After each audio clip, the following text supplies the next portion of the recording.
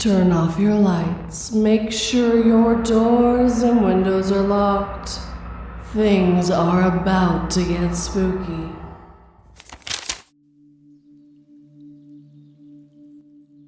I Think My Dead Dad Was My DD by Kyle Bigham. All alcoholics know at some point the thing you love will kill you. It's a dangerous romance, a razor-thin line between logic and lust.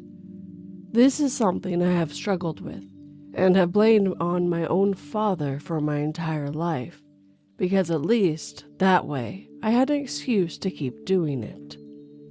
If this curse was handed down to me, I'm a victim. I don't have to think about how much I enjoy destroying myself, because it was inevitable. His true love claimed him when I was 16, after he drunk drove his truck through the front of our house, blaring sirens in hot pursuit. Rather than facing another DUI, he decided to try and beat the cops back to our house. The last thoughts that went through his head were, "See, I told you I could make it back." Then windshield glass, and finally, I'd assume, the family photo that hung on the wall over the couch. Wearing a seatbelt would have saved him, but we were thankful he hadn't. We wouldn't have been able to afford his legal fees. That image, the front of his work truck lining up my mangled father's corpse, draining into the carpet where I watched cartoons and ate cereal. It still comes to me whenever I see the red and blue of police lights at night. I have never drunk and driven, though there have been many times I have been tempted out of convenience or shame. However, this did not stop my love affair. No, it just gave it a purpose. Now my desires were justified by genetics and tragedy, and you can bet I wallowed in it. I lied, begged, and disappointed myself all the way to this point. Divorced, unemployable, and medium sober. Sitting at a run-down motel desk and asking myself if what just happened, happened. Because I just got a ride home from the bar, and my father was my DD. As I said, luck hasn't been on my side as of late. I've been living hand to mouth on the alimony my ex-wife pays me for at least a year. That is, until my cousin called me and told me he had a job lined up for me. I just needed to get there and be sober. I packed up, recycled all my empties in my Safari for gas money, and made a beeline for the coast. I was making good time, so I decided to stop for a bit at the Gilded Feather and play a few hands of blackjack. Before you judge me, I only had a beer, which was pretty impressive considering I went on the run that had me walking out with over $500 of the tribe's money. Happiness hadn't felt this crisp to me in a very long time. I was proud of myself for waving off the waitress when she came to freshen me up. This is a new start. Maybe I can finally turn this boat around. The only road to the coast was a 2-lane highway over a mountain pass. I'd been driving a Mita instead of a busted van from the 90s that sounded like a destruction derby car. I imagined it would have been a fun, scenic affair. All I could think about was what would happen to me if she dropped dead and left me walking through a country that had a mural of Bigfoot on the side of their grocery store. I had no issue pulling into a tiny town just before nightfall, and I didn't want to risk my luck turning on the other side of the mountain. Then, remembering the cash burning a hole in my pocket, I sent a text to my cousin telling him I'd be there first thing in the morning and rented a room for the night. The only place to eat was a bar about a mile outside of town. The plan was to leave at 5 a.m. and drive the last 75 miles or so to make my first day of work. I wanted to be clear-headed tomorrow morning, so I pinky promised myself that I wouldn't drink too much. The drive over to the aptly named Consumption Junction took 5 minutes. Hey, a man has to eat. It couldn't have been helped that the only restaurant had a bar. The locals were very friendly, as I imagine they don't often get new drinking buddies here. The crowd was my type, barflies that stare into the glass of whatever their favorite well liquor is and chase it down with a beer back. Our lives have no time for mixers, and sugar will give us diabetes. Eventually, the remaining 4 of us, who had been bonding over shots and rock and roll bands from our past, were informed it was closing time. My billfold was filled with 50 and scribbled on pieces of napkin with phone numbers of people I would never speak to again. It was then that I began to recognize that familiar feeling of disappointment, when it became apparent that your actions and your intentions differ.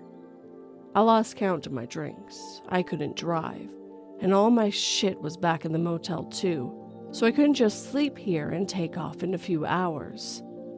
My well-laid plans had been fucked by mice. This, surprisingly, is where I began to question my own memories.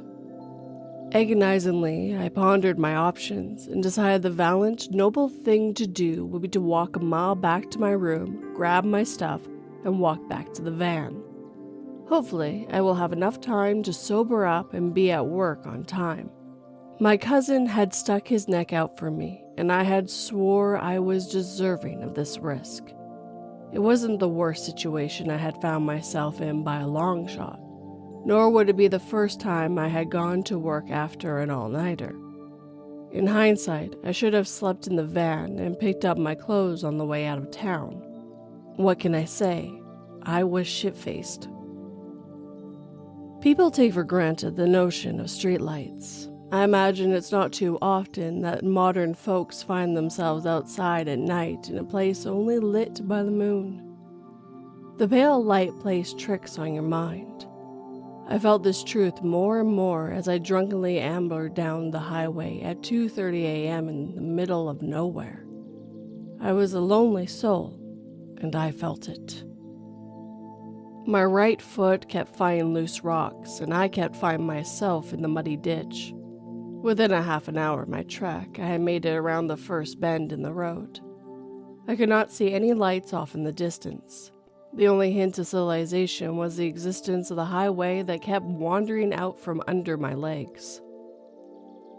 I was completely soaked by the next bend after falling face first into the stinkiest pool of water in existence.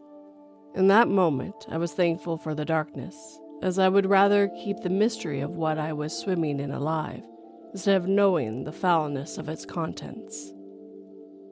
The realization I left my phone in my van to charge hit me about an hour into my journey, a complete guess, as I'm thoroughly convinced I had walked for 3 hours at least. I remember sitting on the side of the road for a while to cry, the roller coaster of emotions becoming too much for me. My loneliness so complete, as there would be no one for me to call for help had I even thought to bring it. I remember wishing someone would drive by and take pity on me. I just needed to get to my room and take a shower. I would be a better man then. In the distance ahead of me, a light appeared, blinding in the blackness that my eyes were accustomed to. Angelic, divine, I was saved. The prayer of a drunk answered. So I yelled out in the black, yelled for salvation, signaled with earnest as this titanic survivor had glimpsed the Carpathia and would never be left behind. The high-pitched whine of an old transmission downshifting was music to my ears. A Ford Ranger from the 1970s with a caved-in front end pulled up alongside me. I was glad for the state of it, as I wouldn't have to feel so bad for my muddiness. It was dark in the cab, so my savior remained a mystery. When I turned to put on my seatbelt, it became apparent there were none. "Thank you so much. I've been out there forever," I said honestly. The only reply came from the truck as it began to lurch forward slowly, the dark man shifting smoothly without using the clutch, like a truck driver from the past. "My dad had a truck like this," I remember saying to him, ignored again as the man just continued to pick up speed, shifting. His ranger didn't have seatbelts either, I said, finishing my thoughts about how useful they would have been in my head. That bar is a lot further from town than it looks. It took me 5 or so minutes to get there in my van, but I've been walking for hours. I was startled by his voice. You came from the bar? Yeah, from consumption. A little chuckle from the night's festivities regarding its origins blossoming in my brain now that the fear had gone to bed. Ugh, was the noise he made, shifting and accelerating. I began to notice the trees ripping past us now. Wasn't sure what gear we were in as the speedometer read 75. The fear was awake, and I wished to be back in my stinky puddle again. You must know these roads well, like the back of your hand, I said, trying to tactfully broach the subject of our unbelievable speed. I may have been drunk, but unprofessional, and even incapacitated. I would have realized there was no way he could be making these corners without braking. All I could do was hold on as this madman pressed harder on the gas pedal and changed gears. Hey man, this isn't cool. What the hell are you doing? He pressed on, unaffected by my obvious distress. You smell like liquor, son. Well, yeah, I was at a bar, man. Slow down. They buy you drinks? He spat into the steering wheel. Did you take liquor from them in there? The sudden change in the shadow man caused me to piss his seats. I was absolutely terrified and drunk and hurling down a 2-lane mountain road with a complete stranger. I can remember looking into his face, straining to see him, and only finding darkness. It was as if he wore a black hole as a mask. I recognized the rage. I had worked my entire life to drink away its place in my childhood. Is that what you wish for your memory? Answer me, boy. He shifted again. Look into yourself. Is there anyone left to remember you? When this truck stops, will there be anyone to make sure you're put to rest? He screamed in the cab of the truck and continued shifting, his left hand furiously moving back and forth on the wheel guiding us, though it felt like the truck was on rails. There were no longer trees flying by, as now the entirety of our surroundings had become a blur outside the truck. My hand searched for a solid place to brace, moving to his dashboard, bleeding for security. Consumption leads to rot, he bellowed. All dead things rot. I crunched something in my clasping hands and pulled it to my face, only to recognize my own countenance staring back at me.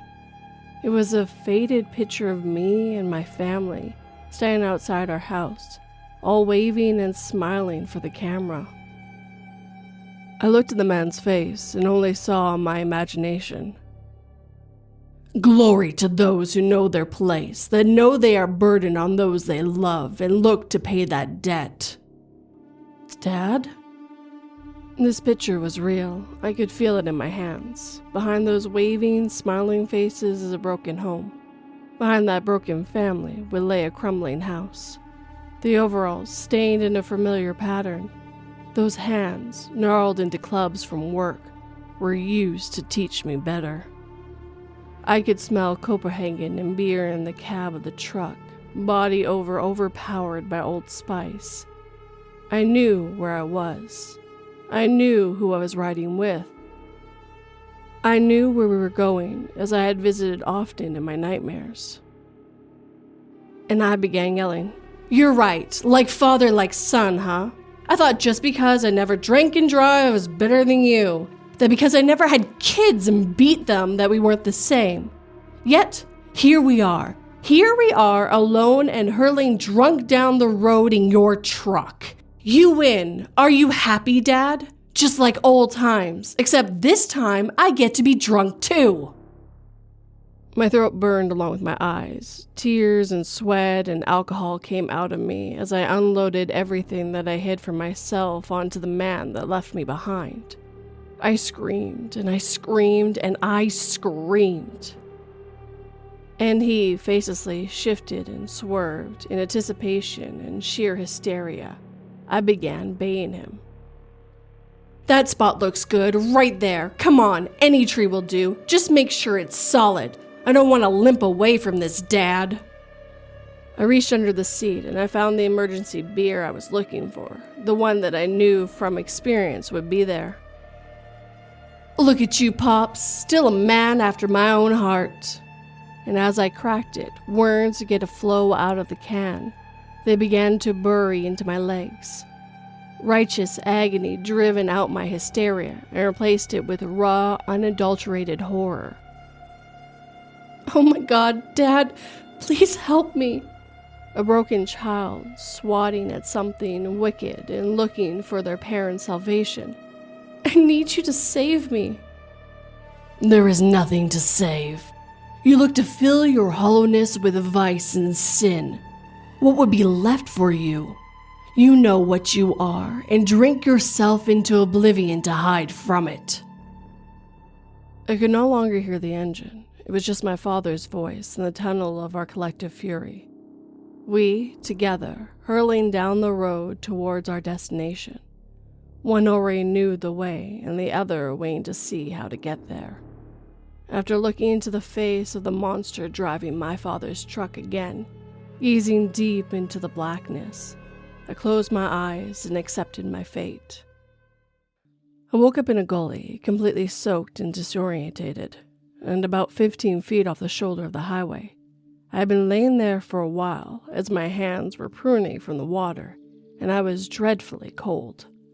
It wasn't until I made it back to my motel room and stripped naked in front of the mirror did I see the true extent of my injuries, though I had felt them on the way.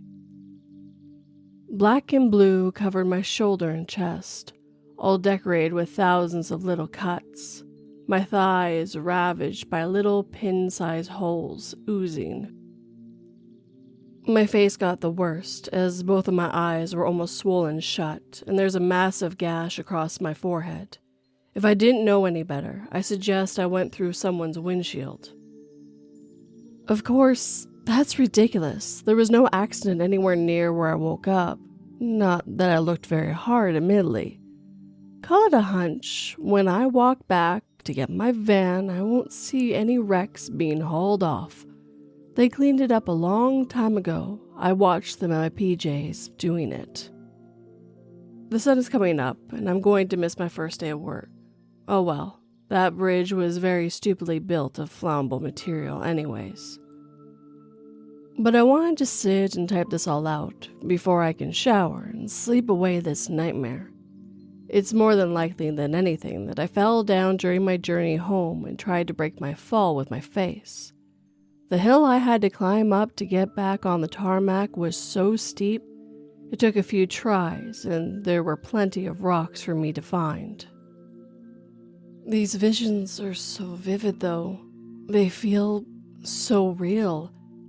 I haven't thought of the inside of his truck in so long. The beer under the seat was something my brain would have to dig deep in the files for in order to turn it against me. This is far beyond rock bottom. This is deep into the bedrock, separating our realm from hell. The black hole face looked into me and was disgusted. Real or not, it's time for change. Obviously, anyone I tell will dismiss it because of my disease, because of my reputation. I think I'll use this little shard of broken glass I found in my hair as a reminder. Thanks, Dad, for helping the only way you knew how.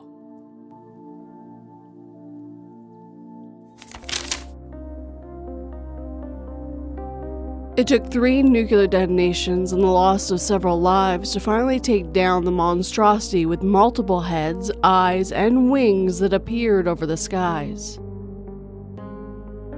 Though it shouted, "Be not afraid," were not fooled and feared more than were coming.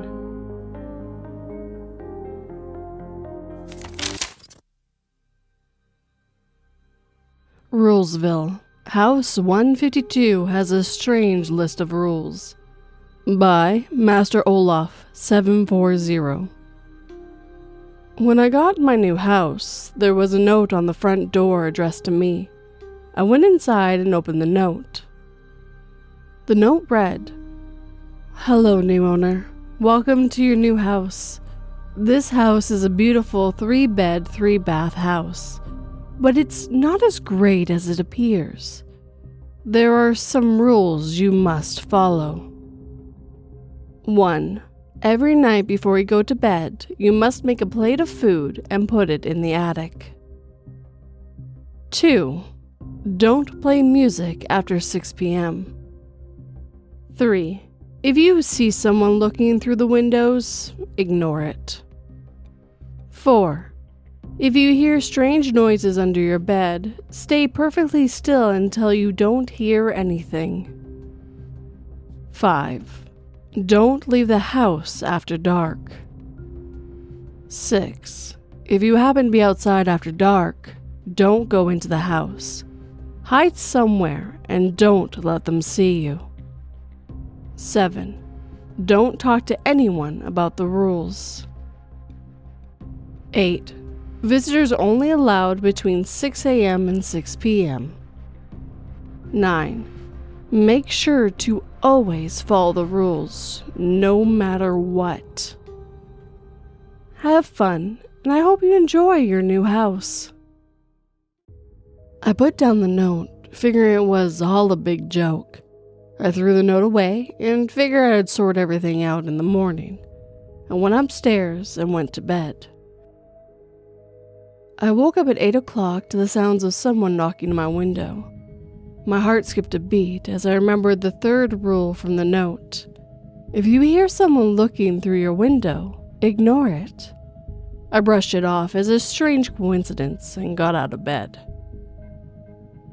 The house was quiet and the sunlight poured in through the curtains, making everything seem normal.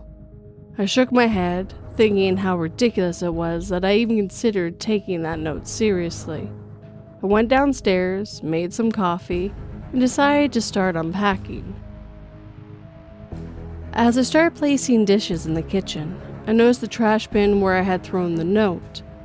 Curiosity tugged at me and I retrieved it, reading it over again. The rules were bizarre, but the house was old. Maybe it was a leftover prank from the previous owner. The rest of the day passed uneventfully. I unpacked more, familiarized myself with the creaking floors, and even admired the spacious attic. But as 6 p.m. approached, a weird sense of unease crept over me. I remember the 2nd rule: don't play music after 6 p.m. I didn't plan to play music, but the fact that that rule even existed made me more cautious. I checked the clock and noticed it was exactly 6:01 p.m. A strange chill ran down my spine. Suddenly, I heard a soft scratching sound from upstairs. It was coming from the attic. I froze. The 1st rule. Every night before you go to bed, you must make a plate of food and put it in the attic. I hadn't done it. I hadn't taken the note seriously. The scratching got louder, and then it stopped. Silence filled the house. I took a deep breath and tried to rationalize it. Maybe it was just an animal trapped in the attic? But this house was sealed tight. There was no way anything could have gotten in.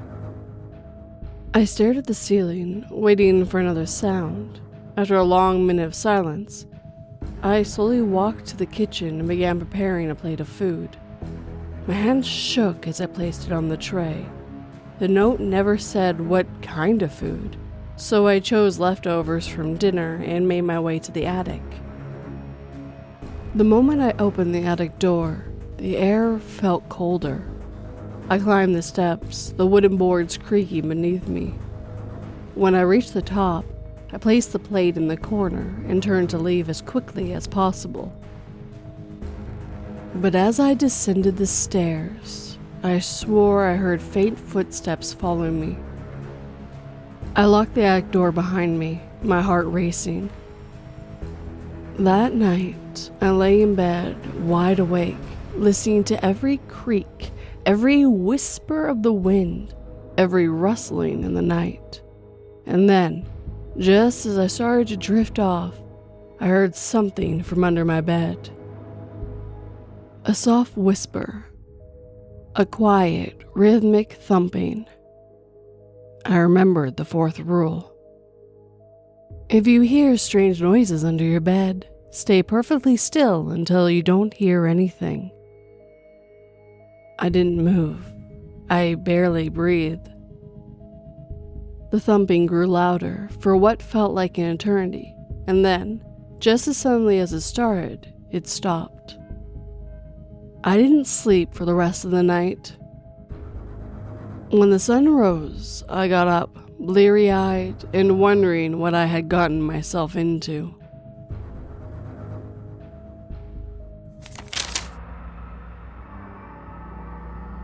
The aliens landed and demanded to speak to our leaders, so we collected every president, monarch, religious leader, and gathered to meet them.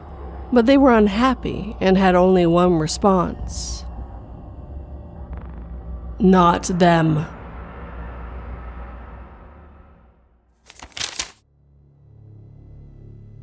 Gift or Curse by General P. 123. If you ever see a man that looks like Gandalf ripoff holding a gift or curse sign, just turn around and pretend you didn't notice him. As random as this advice sounds, it will save your life if you choose to follow it. I wasn't so lucky.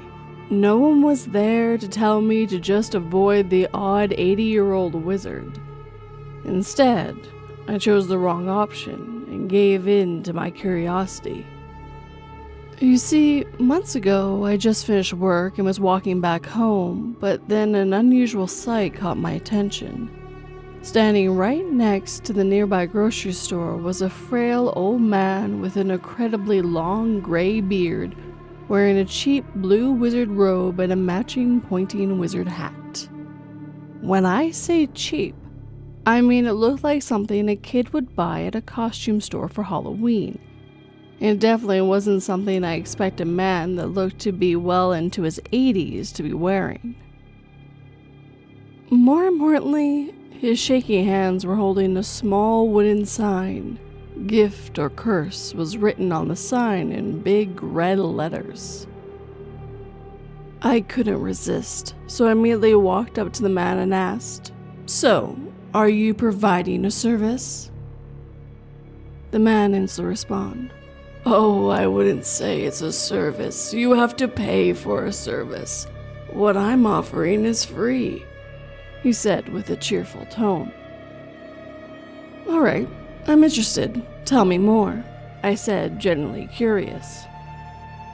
The man put the sign down and calmly said, "What I'm offering is a game.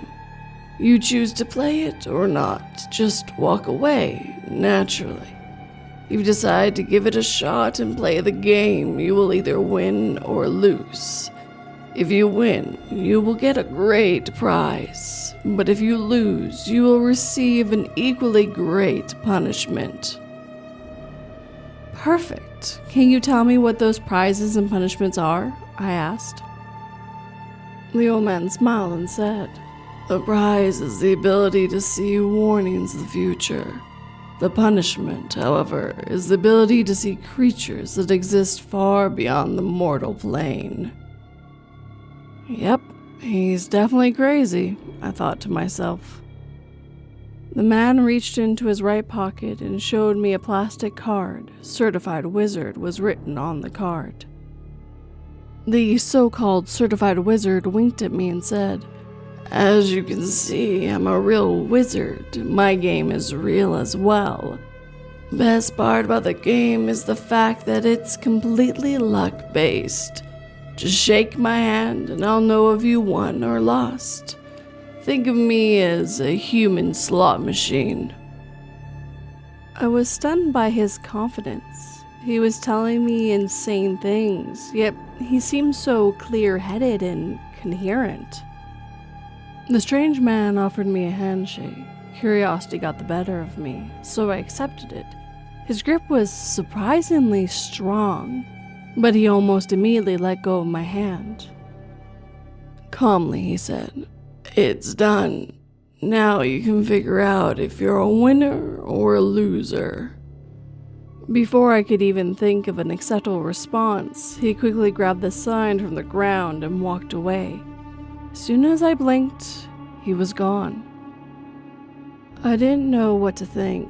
Was I just too tired after a long day, so I hallucinated a wizard out of sheer exhaustion?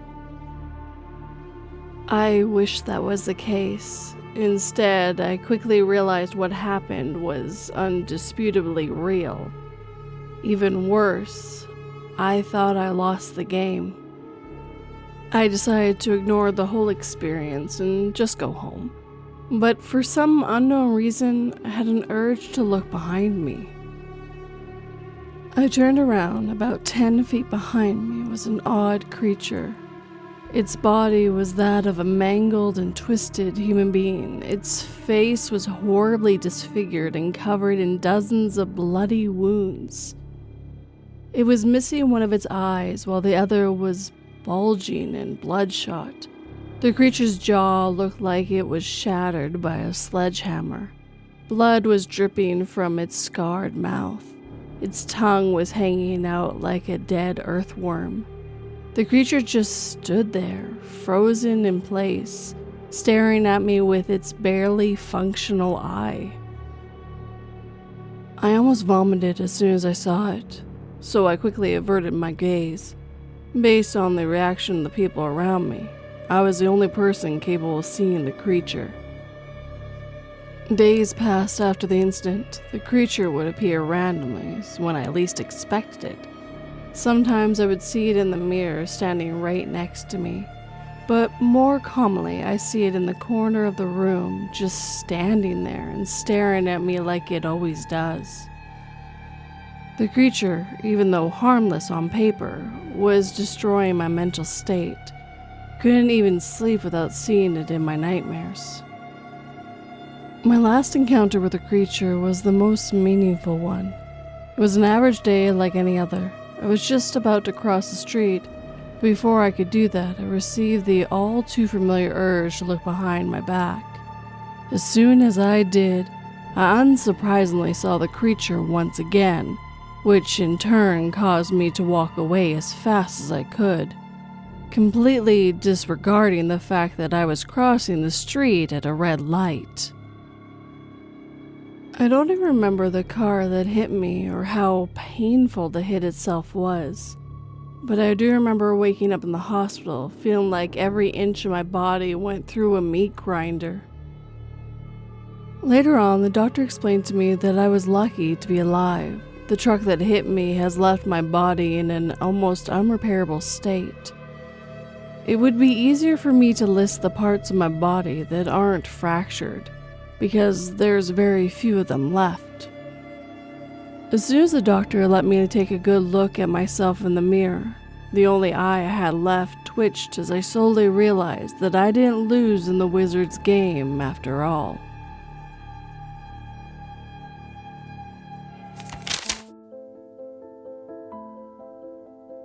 As a nurse injected him with a deadly dose of morphine, he was reminded that the way we die is the fear we bring into our reincarnated life. The 3-day-old baby screamed in its mother's arms as the lady approached with the big needle.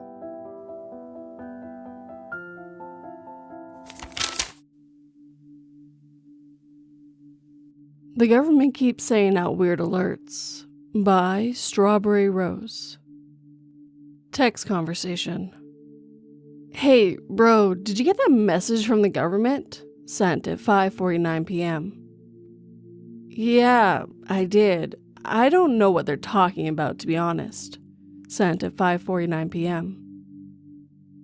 It's kinda creeped me out. I mean, we're both on our phones right now, and nothing's happened.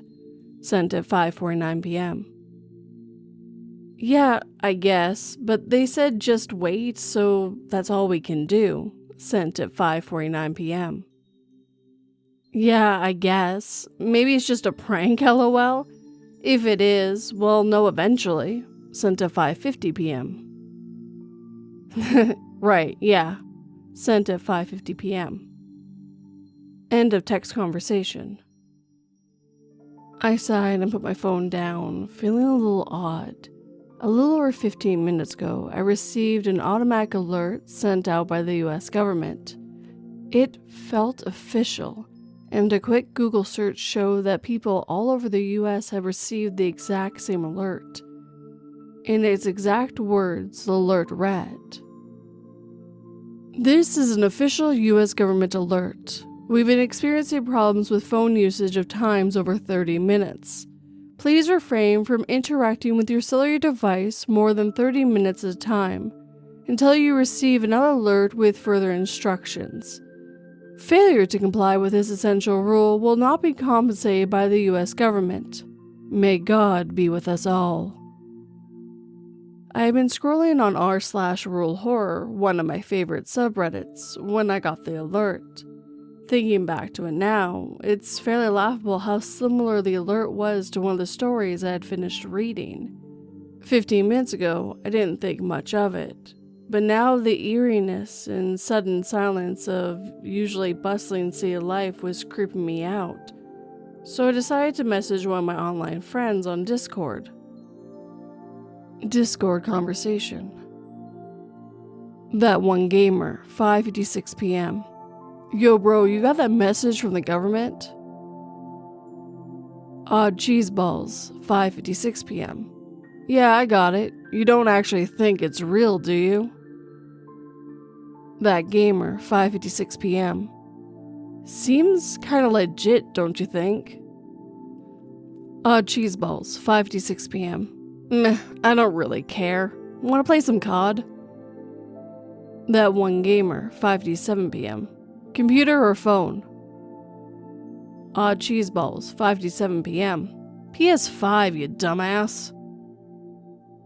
That one gamer, 5:57 p.m. Mine's charging right now. I don't think I can. Odd cheeseballs, 5:57 p.m. Fine, I'll just find someone else then. Good night. That one gamer, 5:58 p.m. Good night. LOL. See you tomorrow morning. End of Discord conversation. Daniel doesn't reply back after that message, so I set my phone down again. I hadn't been on my phone that much at all today, so I have around, only 5 minutes or so until I hit that 30-minute usage limit. Oh well, I was never a phone fanatic anyway. I much prefer music and books. Speaking of music, my roommate is being awfully quiet right now. I decided to go check on him, staying up and making my way down to our communal living room, expecting to see him lounging. He's not there. Huh. Maybe he's in his room? Wait, why do I even care? It's not like we're friends. I roll my eyes and go back up the stairs to my room, settling down on my bed with my laptop. Laptops don't count as phones or cellular devices, do they? Why am I taking this so seriously? I'm not a rule follower by any means. Perfect timing, because literally 10 seconds after I open my computer and Google the strange alert again, my phone pings. I opened it and checked. It's the promised second alert. This is an official US government alert. If you're still reading this, congratulations. You've complied with our first alert well enough. We now have a set of instructions for you all to follow. Given that phone time is dangerous, there have been an email sent to all email addresses of US origins that have shown activity within the last 6 months. Be aware your email may arrive now or later, depending on how fast you manage to send them out. Thank you, and may God be with us all. I turned my phone off as soon as I finished reading, setting it on my nightstand. I turned back to my laptop and opened Gmail as fast as I can. And there in the top of my inbox it is. This is an email from the official U.S. government. Failure to comply with the following rules will not be compensated by the U.S. government. 1. Do not, under any circumstance, use any electronic devices for more than 20 minutes at a time. If you do spend up your time limit, do not use any electronic device again for 12 hours. 2. Listening to music is now 100% prohibited if it is from the internet or an electronic device. 3. Accessing social media sites is still illegal, but we are still assessing if they contain the virus or not. 4. The alerts will now begin to be mailed out individually. Wait patiently for the letter containing more rules to arrive to you, and barricade yourself into your place of residence in the meantime. 5. If you live with any elderly person over the age of 65, any children under the age of 8, or any person with physical disabilities that impair their sight, hearing, or ability to move, make sure they are with you at all times and do not lose sight of them. 6. You should definitely go on the internet. It's a wonderful source of information and experience. 7. Do not, under any circumstances. 8. Don't. 9. Everything is going to be all right. Just use your phone and act normal. 10. No, not now. Please, not now. Thank you for complying with the rules. This is for your safety and for the greater good. May God be with us all. I stared, confused at the last 3 rules. Is that a prank? God, I feel stupid. This was all just a huge prank. I sighed and go to my phone, breathing a sigh of relief before I freeze again. There's yet another alert. How many of these do they need to send out? And was this even a prank? Why can't the government just be clear about something for once? I read the alert quickly, eyes circling past the bold, bright red letters. This is an official U.S. government alert. There has been a miscommunication and breach of the virus. Don't worry, it will be promptly contained. In the meanwhile, distance yourself from all electronic devices with a screen. May God be with us all. I gulp. Our apartment has a Samsung fridge with a touchscreen. Does that count? Speaking of R, where's Ryan? I considered shooting him a text, but remembered the alert. I really should just go up to his room. I stand up, wearily eyeing my open laptop as I shut it quickly. Another ping from my phone. Do they even care about all the time we have to spend reading it? I sighed and begrudgingly opened the text. This is an... Oh God, there's no point anymore. It broke out. It's in everything that runs off electricity now. Save yourself. Pray even if you're an atheist. It's spreading. God isn't with us anymore. I gulp harder this time. I don't know when, but I've started sweating despite it being December.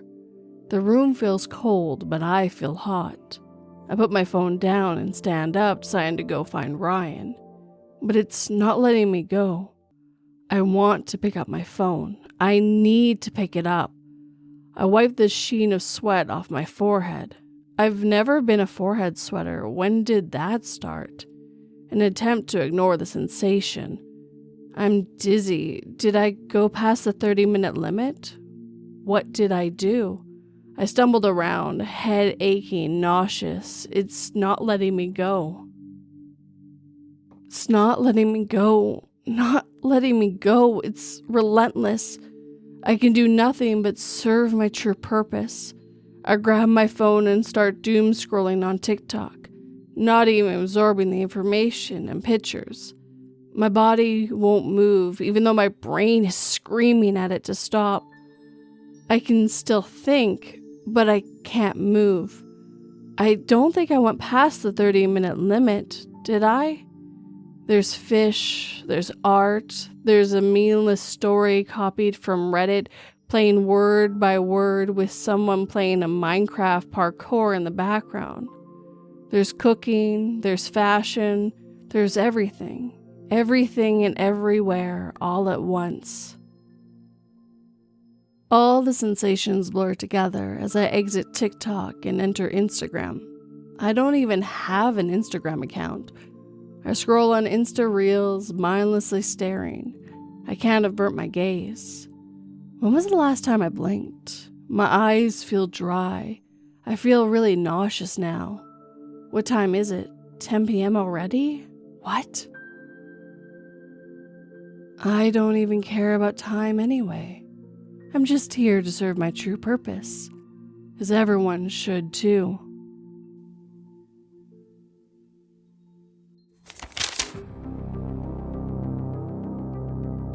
And what talent will you be sharing with us tonight? Howie asked. The contestant responds, like I said 4 seasons ago when you all buzzed me off, it's not a talent, but a gift. As she blocked all the exits and manifested the fire.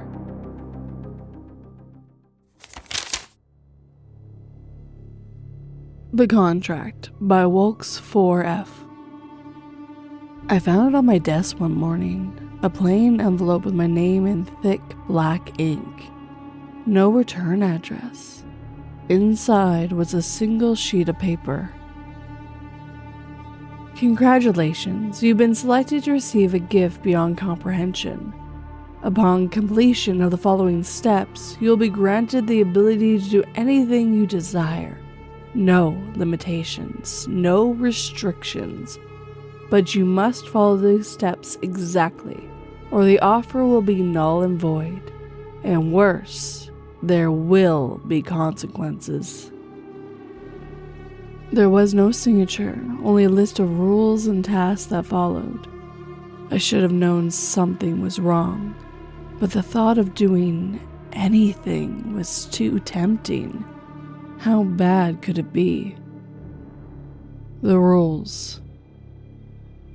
Day 1. Write down your deepest, darkest desires at the bottom of this contract. Use a pen dipped in your own blood. If the pen clogs, start over with a fresh wound. Day 3. Burn an object you hold dear in your bathtub.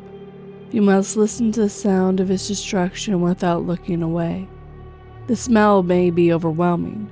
Do not open the windows. If you vomit, you must burn the remains of your mistake as well.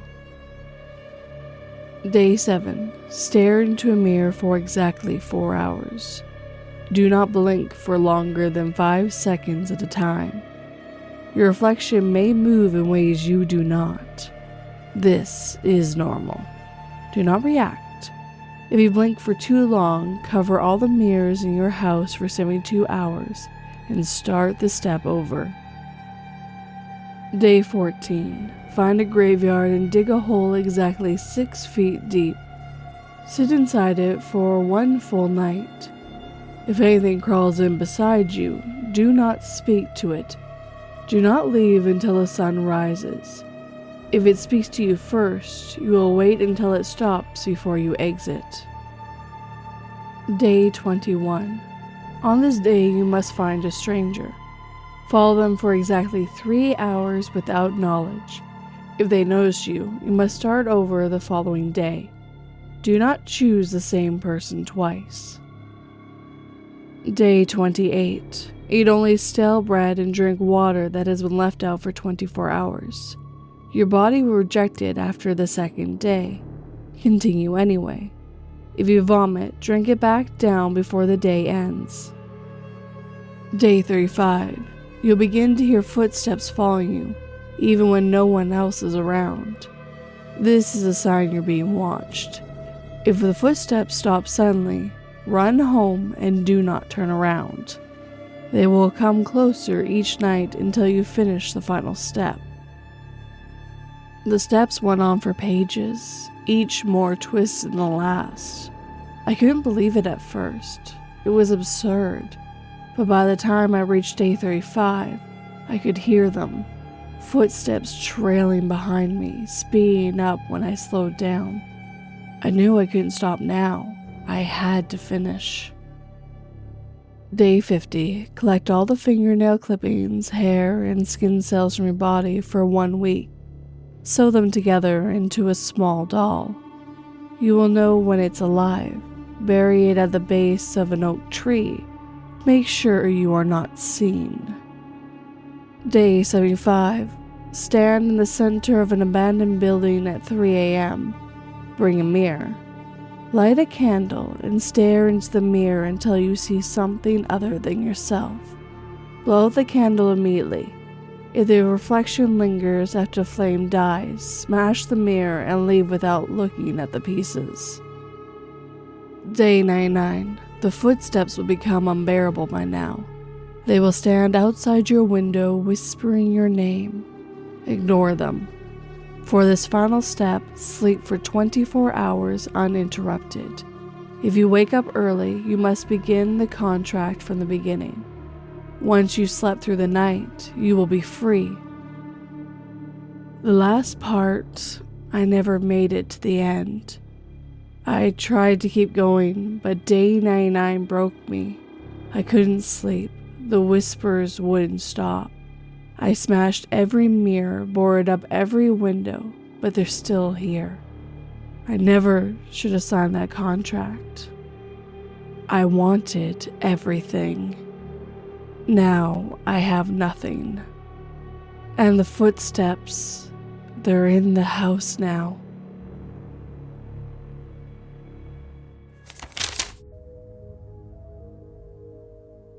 I had read all the incantations, prayed to the Dark One, cut the necessary runes into my body, defiled the church with gore, and finally, painted the entire back wall with children's blood. No portal to hell ever opened. Turns out, I'm just batshit crazy.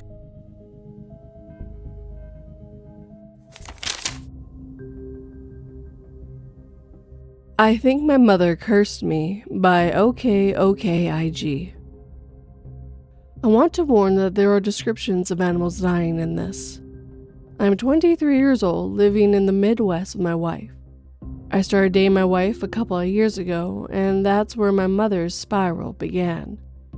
She had always been kind of unhinged. My father died when I was 18. It was quick. Brain cancer. The kind that once it's discovered, it's too late. Even as my father turned into a ghost of himself, I never saw my mother cry. She would sit by his side, knitting and talking about earnest things. I swear most of the conversations she had with my dying father were about the Masked Singer. He died while I was there, but my mother was at a farmer's market. He held my hand as he left, and I waited until after his eyes closed to let the grief leak from my eyes. She showed up about 20 minutes after with a tote bag carrying assorted vegetables. "I think I'm going to make a casserole tonight. What do you think?" She set her bags down on the hospital chair, pulling out her phone, and started dialing. "Yeah, I'm going to be late tonight to bridge." Her voice sounded even, but I swore I caught a hint of glee. I heard her friend swearing on the other side, but I couldn't make out her words. "No. Yeah, Jim died. Yeah. Thank you. Please let Kelsey know she needs to bring more food and not any of her experiments either. Afterwards, I got food poisoning for a month." She chuckled as she said it, and I'm sure the hollow laughter was echoed from her friend on the phone. "So, what do you think of tuna casserole?" Those words stuck in my head, and sometimes I still wake up in a cold sweat with the taste of tuna casserole suffocating me. I decided to put off college to stay home with my mom. Her joy was obvious. She had no attempt to act like a grieving widow, just a mother overjoyed at more time with her child. Those months went by in a kind of blur. The only thing that stuck out is the one night I stumbled into my mother's bridge group. My mother was hosting, and she made it clear she wanted me out of the house. I had left to hang out with some friends and planned to stay over with one of them. This friend would later turn out to be my partner, but that's a longer, happier story that doesn't belong next to the gloom of my mother. Me and my friends went out to eat and then planned to go out to a local bar that treated fake IDs like norm. I had been drinking there since I was 15 years old. While at dinner, I realized that I had forgotten my wallet. After my friends awkwardly paid for me, I had them bring me home to retrieve it. Sarah and Thomas waited inside as I headed towards the door. I turned my key as quietly as I could and was in the process of going to my room when I smelled smoke. My first instinct was to yell, but something held me back. I slowly inched towards the living room. My eyes saw the source of the smoke. On the center of my coffee table sat a little Bunsen burner, illuminating the otherwise shady room with a blue hue. My mother and most of her other members of her bridge club were gathered hand in hand in a circle around the tiny flame. Kelsey, the woman known for her grave kitchen mistakes, held what looked like a little cutlet from an unknown animal. Her varicose fingers clutched the fatty meat firmly as she held it over the burner. Now I know what you're thinking, and my mind made the same leap. This is some fucking cult thing, isn't it? I thought the same, but it was so hard to put the reality next to the middle-aged woman not dressed in dark clothes, but in enough khaki and plaid to outfit the entire PTO. Almost in response to my mental jab, Kelsey's eyes met mine, peering from around the corner. "Hey there, are you hungry?" Her tone was pleasant, but her eyes were venomous, and I left quickly, knocking over a fruit bowl as I fled. I made a half-hearted attempt to pick up some pomegranates from the ground, but decided an explanation later was better than more time in that house. I skipped the bar and slept over at my friend's house that night. In the morning, I expected to return to lamb's blood splattering the photos in the hallway. Instead, I was greeted by the smell of bacon and my mother's convincing smile. "Hey, honey." Her eyes were honey, and she pulled out a chair for me. "I hope you're hungry." She heaved a large helping of bacon on my plate, nestled between some scrambled eggs and toast. Sure." I gave a half-hearted response and sat down. My stomach felt unsettled, but I decided eating was preferable to talking and started to dig in. "Did you have a good time last night?" she said, sitting too close to me for comfort. "I'm sure that Clancy missed your patronage last night." Her mouth was turned up at the corners as she pulled my fake ID from my wallet and placed it on the table next to me. "Oh, yeah, we decided to stay in last night," I said between mouthfuls, hoping my chewing masked my discomfort.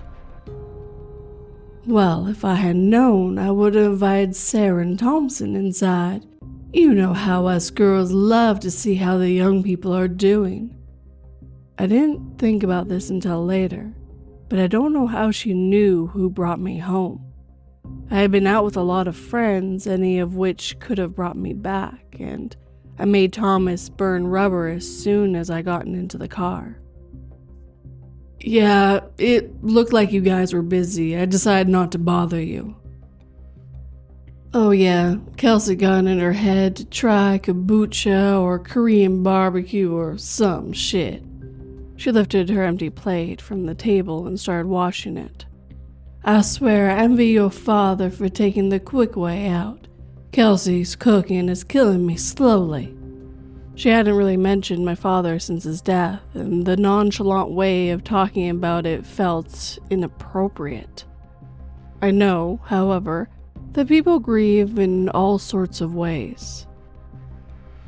We never talked about the event again, and like most things with my mother, it was just another thing that went unsaid. As time went on, I started staying away longer and spending more time with my now wife, Sarah. My mom made her displeasure known in her usual onslaught of passive aggression. "I wish you could have tried the casserole fresh," she said after a night away. "I watched Conan last night. It's not as funny without you there." She always had humor in her voice, but left just enough room between words and sentences to make me feel like shit. Eventually, my mother asked me to bring over my little lady. Sarah took no convincing in the fact she basically convinced me. "I know things with your mom are weird, but it's better to deal with this shit. Believe me, I know." And I knew that she didn't know. Sarah's parents had no contact with her when she began her transition a year ago. She had so much anger for them, but I still saw the sadness in her eyes when the anger faded. We went over on a Friday night for what my mother assured me would be a meal to remember, and we sat down, my mom's eyes lingering on Sarah. "Can I take your friend's coat?" she asked, refusing to acknowledge our relationship. She also made the intentional effort to mix up her pronouns every third sentence. "How did you meet him?" she asked, always busying herself when she let her bitchiness show, unable to face the anger look in my eye. I corrected her every time, but Sarah would clench her hand every time to assure me. When she could see I had enough, she quietly whispered in my ear, "She's making an effort. It's okay. I can handle myself." I nodded quietly. My mother paused and looked deeply at Sarah. "Nothing," Sarah replied. "You know, my family actually used to go to the same church as you." Sarah's voice was beautiful. It made my breath catch in my throat every time. "What the fuck did you just say to my son?" Her words were bombs hurled at us from across the oak dining table. "Mom," I said, attempting to cut her off, but she already had too much steam. "We don't tell secrets in this house, so either tell me or get the fuck out." Sarah was calm, having endured far worse from her parents, I'm sure. "It wasn't a secret." "Get out!" My mom cut her off and slammed her fist on the table, narrowly avoiding the mashed potatoes. I stood up ready to yell or fight, but Sarah took my arm and said loudly enough for my mom to hear it this time, "It seems you guys have some stuff to talk about. I'll wait in the car." She went to grab her coat. "No," I said calmly. "Mom, Sarah is a part of my life now. She can either be a part of yours too, or my whole life can be separate." The words hung in the air like Damocles' sword. My mother still had fury in her eyes, but seemed on the verge of tears. "I made you," my mom replied. "I sacrificed my life for you. My parents fucking beat me and you act like this? Where do you get the fucking nerve, you selfish brat?" A favorite tactic of my mother, bring up her trauma to erase mine. It normally worked too, I'm ashamed to say. This time, I settled into a weird sense of resolve, either because Sarah's presence or finally having enough. "Mom, I'm going to leave now with Sarah, and if you decide you want to talk tomorrow, let me know." I grabbed Sarah's hand and started walking towards the door. My mom was glued to her spot, but yelled after me, Sure, leave me. Everyone fucking leaves me, just like your fucking father. Hearing that made me turn for a second. It made me feel actual pity. Maybe my mom was worse off than she let off. This time, Sarah did leave, letting her hand fall from mine, but smiled on the way out. I heard the car door close before I chose to talk. Mom, if you want to talk about Dad, I know how his death was a shock, and it hit me really hard. You know how much I loved him. My vision became cloudy with tears as I inched closer to my mother. Her expression turned stone-faced. He left me months before his fucking brain exploded. Sharp and cold like ice, her words left impacts in my skin. He fucking cheated on me with that skank, Susan. This man you love got what was coming to him, and so did that fucking bitch. I can't believe what she was saying. Susan was my father's old secretary who had died in a car crash not long after my father. Too blank to process the additional grief at the time, but Susan had always been nice to me. Even so, they didn't deserve to die, Mom. Apparently, her eyes met mine. They did. I left right after that, feeling hollow and dark inside, longing for the fragile peace from before that conversation. No matter how much I hated my mother, I still did feel bad for her. Her text that following day went from sweet to violent in a steady back and forth. Honey, I'm sorry about last night. Please come over to talk. Sent at 7 a.m. You know that fucking bitch had it coming. Sent at 7:12 a.m. I'm sorry, honey. I'll even talk to her if you want. Sent at 7:15 a.m. The last message I read before blocking her was sent at 10 a.m. that morning. You can't outrun a mother's love. Blocking her filled me with guilt, but I couldn't face it. I was honestly worried she would find the right thing to bring me back. Sarah comforted me through the whole thing, all too familiar with the territory. I never went back for things. I moved in with Sarah, switching to my own insurance, and got a delivery job that paid well. Sarah got a job, and we were able to move to a better place a couple of hours away from my mom. I didn't block my mom on Facebook, and she quickly took to messaging me. I didn't respond or even look, but I would occasionally browse her page and saw how she had started posting transphobic memes almost immediately after our fallout. My mom, who never held a single political opinion before, at least I never saw her express it, now seemed to be spending a large part of her day as a troll. The echo chamber in her comments were all too enthusiastic to support her ignorance. I noticed every comment had her entire bridge club hyping her up. So fucking true you are, mother. Kelsey would always comment some variation of this that my mother would like. When I posted my engagement photos, my mother commented mere seconds after. God will burn that sinner. Don't let her come with you. My heart felt heavy, replacing joy with sadness as I deleted the comment and blocked her from everything I could think of. My wedding day was beautiful. Even when the absence of my mother couldn't stop me and Sarah from having the time of our life. We were surrounded by the family we chose, the ones that also chose us, regardless of anything. The only sour note on the day was the doves. Secretly, I had organized for doves to be released after the ceremony. I planned the whole thing as a surprise for her. As we met for a kiss, I heard the attendant open the box behind us. I looked up to the sky, but saw no doves. I glanced backwards at the box. All the white doves laid in the box, their feathers stained crimson, their wings and legs stretched in unnatural positions. The attendant flashed me a shrug and looked on the verge of being sick.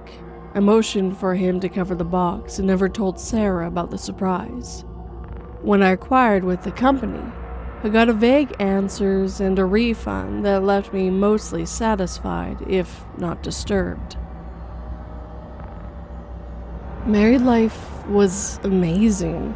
We had already lived together so long that the piece of paper only solidified what me and Sarah already had. Now, to the present, and I apologize for the long preamble. I'm pretty sure my mother cursed me. The first night that led me to this was when I woke up to the familiar taste of tuna casserole. I sprang up from a bad dream I didn't remember. Sarah slept like the dead as I crept out of bed to go to the bathroom. I pissed and splashed some water on my face. When I looked in the mirror, I noticed the way the shadows behind me seemed to stretch and move, even with the stillness of the light source. Cool water dripped down my face as I saw one shadow seemingly creeping over to my wife. No, not creeping and not exactly moving. It was a concentration of darkness that was barely perceivable against the blackness of the room. I couldn't move. I was frozen to the spot. My throat, trying to yell out, felt like hot lead had been poured into it. The shadow stretched out a limb or whatever it was towards me and Sarah's wedding photo on her bedside table. Dark fingers swirled around the frame, seeming to intensify its inky fight against the bathroom light and the full moon hanging in the window. A crash sound at the window woke up Sarah and caused me to jump. I looked and then ran to the window, and as I did, the shadow evaporated. "What the fuck was that?" Sarah said, turning on the lamp by her side. I was standing in front of the window, now peering into the night. The brightness of the moon made my backyard look like the perfect lit stage ready for some great tragedy to unfold. My eyes scanned the ground and quickly found the source of the noise. Some bird flew into the window and broke its neck. My stomach lurched as I saw the strange bird with perfect clarity. The way it laid reminded me of the doves from our wedding.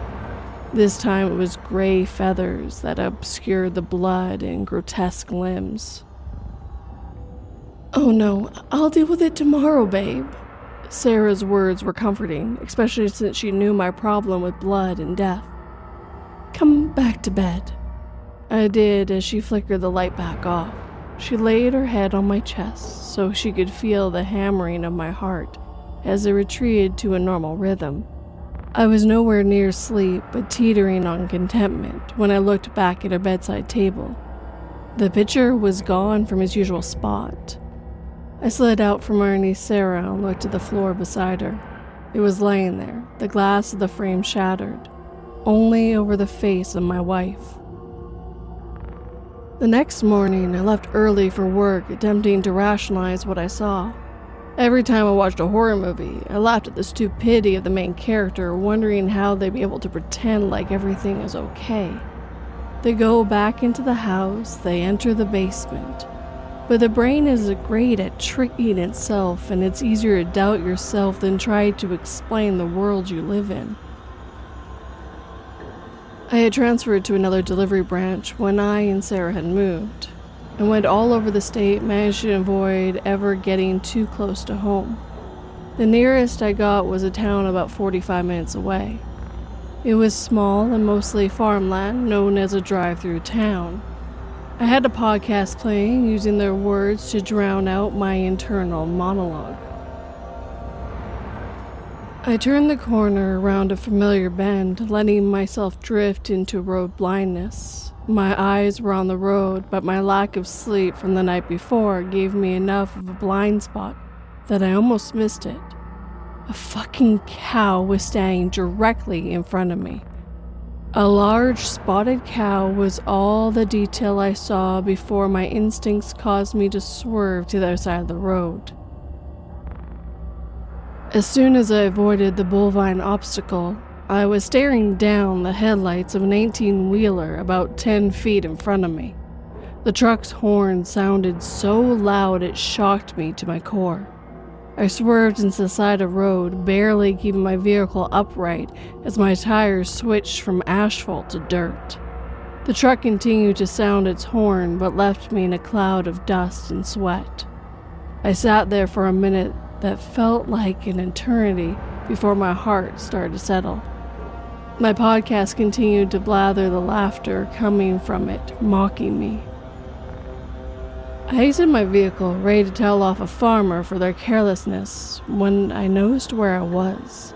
The field I had been traveling through was replaced by the welcome sign to my hometown, not far from my childhood home that housed my past and her. I looked around for the cow that had tried to kill me, but there was nothing, only trees on either side breaking about a mile ahead for the houses and businesses of home. The rest of the day passed without any event as I went back to my regular route. I'm writing this at home waiting for my wife to arrive and give me some semblance of peace. These events separated from each other might not stab at me like this, but together, so close, I can't shake this feeling and my whole fucking house smells like tuna casserole.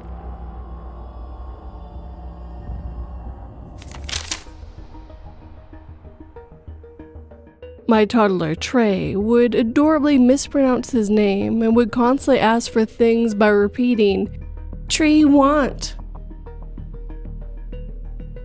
Screaming his name as we searched the forest for him, I noticed a small bloody handprint on the now swollen tree trunk, and I realized my son had never been mispronouncing anything.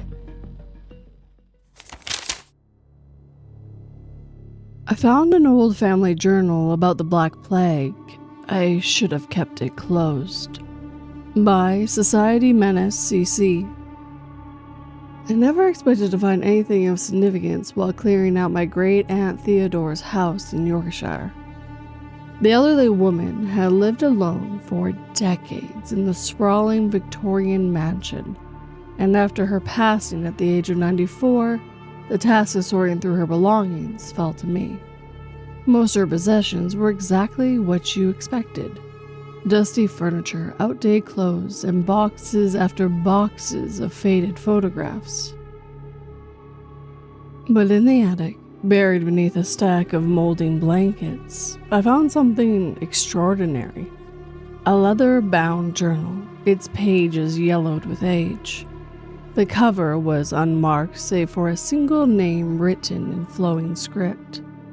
Aldridge Blackwood, 1665.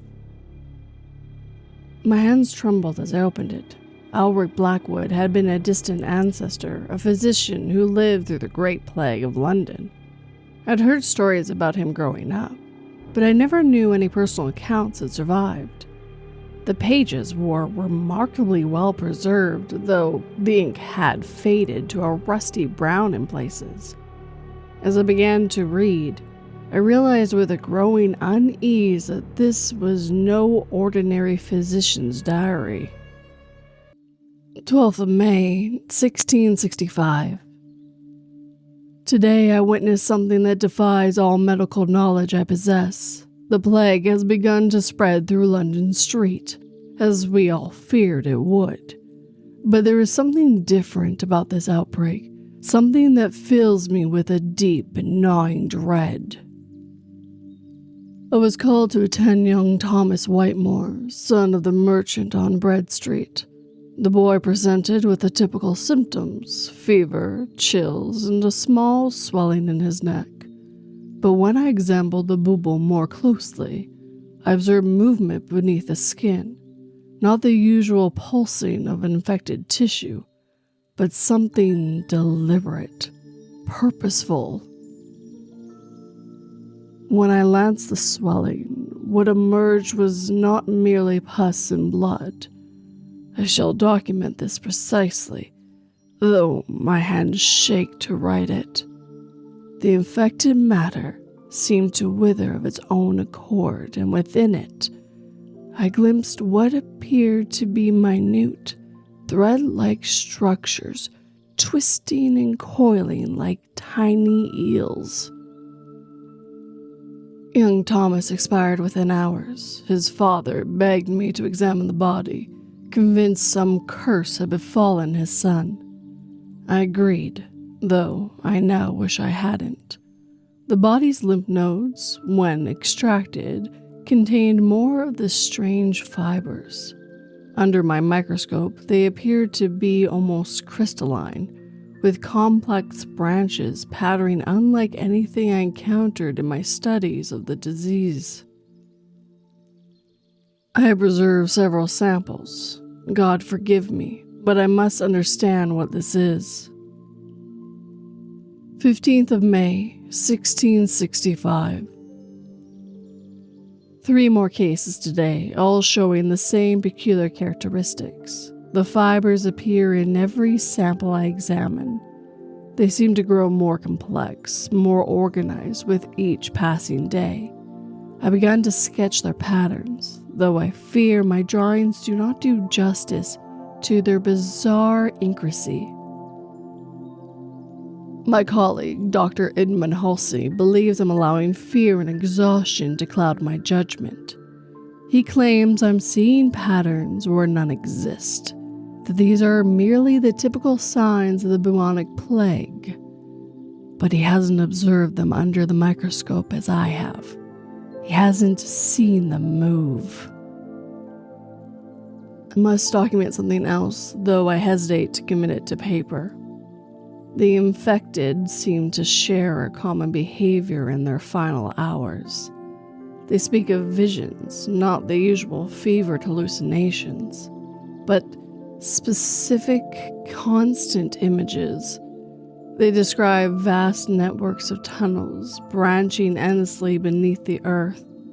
They whisper about something moving through these passages, something ancient that has been waiting. I tell myself these are merely ravings of dying minds, yet each patient describes the same scenes, down to the smallest detail. How can this be? 20th of May, 1665. I've made a terrible discovery. The samples I preserved, they've changed.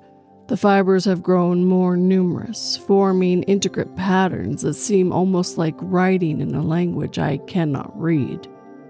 When I examine them, I feel a curious sensation, as if something is attempting to communicate through these bizarre structures.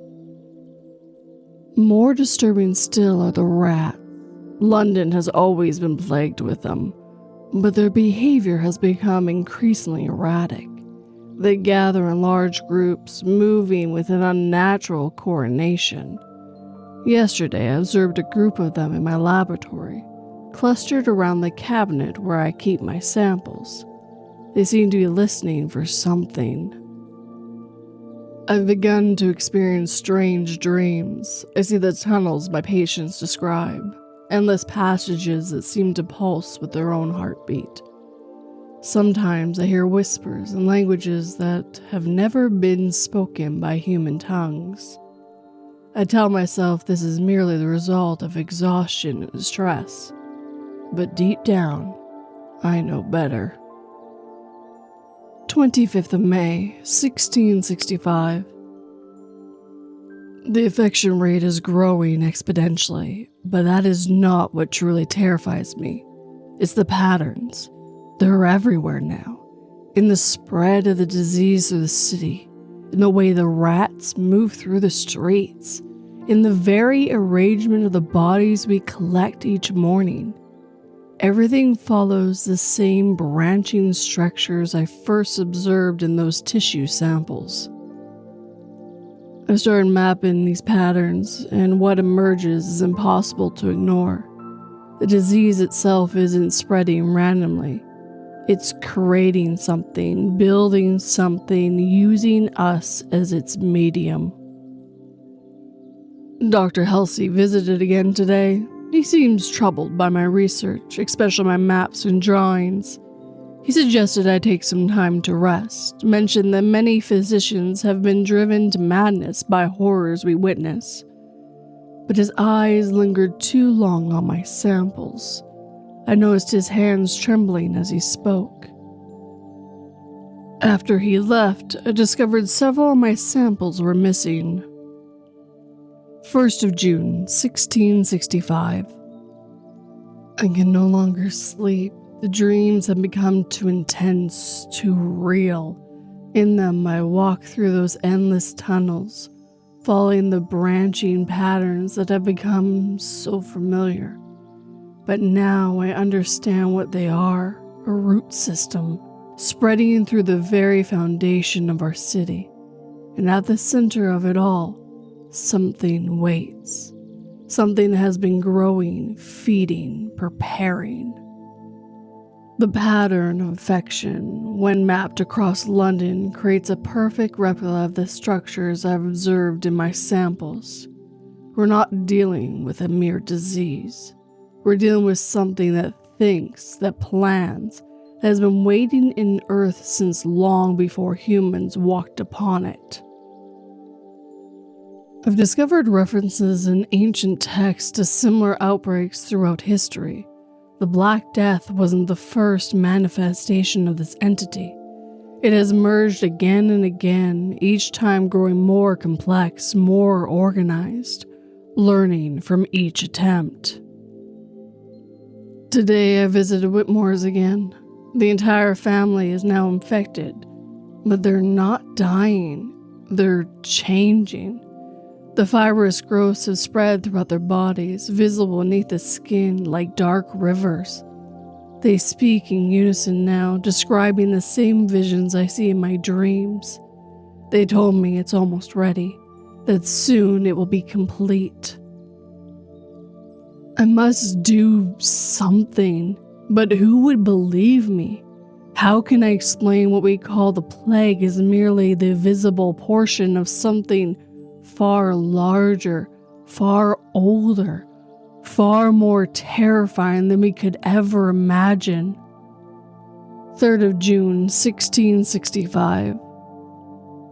Dr. Halsey came to my house tonight, wide-eyed and rambling. He had taken my samples to study them himself to prove me wrong. Instead, he found exactly what I had described, but he went further in his experiment than I had dared. He claimed to have decoded the patterns, to have understood the message they contain. What he told me cannot be true, must not be true, but it explains everything, the consistent visions, the coordinated behavior of the infested, the precision patterns of the disease's spread. We are not dealing with a plague at all. We're dealing with something that's been waiting beneath our feet for millennia, slowly building itself using human bodies as raw material. The fibers we observed are not symptoms of the disease, they are its true form. A vast network that connects all the infested into a single growing organism. And now, after centuries of preparation, it's finally ready to... The entry ends abruptly here, the pen having skirted across the page in a jagged line. 4th of June, 1665. Write this in haste. They are coming for me. I can hear them in the streets below. Not just the rats now, but the infected themselves, moving with the same horrible coordination. Dr. Helson is with them. I saw him through my window, his skin rippling with those familiar patterns. I've hidden my research as best I can. This journal will be with my sister in Yorkshire, along with some instructions that it should be preserved but never read. Some knowledge is too dangerous. The patterns are complete. The network is fully formed. Whatever has been growing beneath London is ready to emerge, to transform from an invisible web into something far more terrible. I understand now why the infected didn't die, why they changed instead.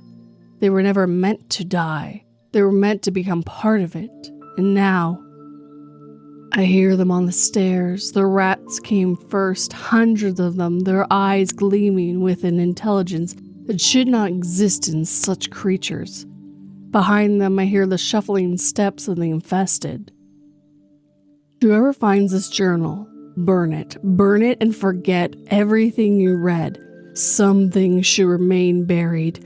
Some knowledge should stay hidden. The patterns are everywhere now. Once you begin to see them, you can never stop. They're in the very fabric of our world, waiting to be activated, waiting to spread, waiting to...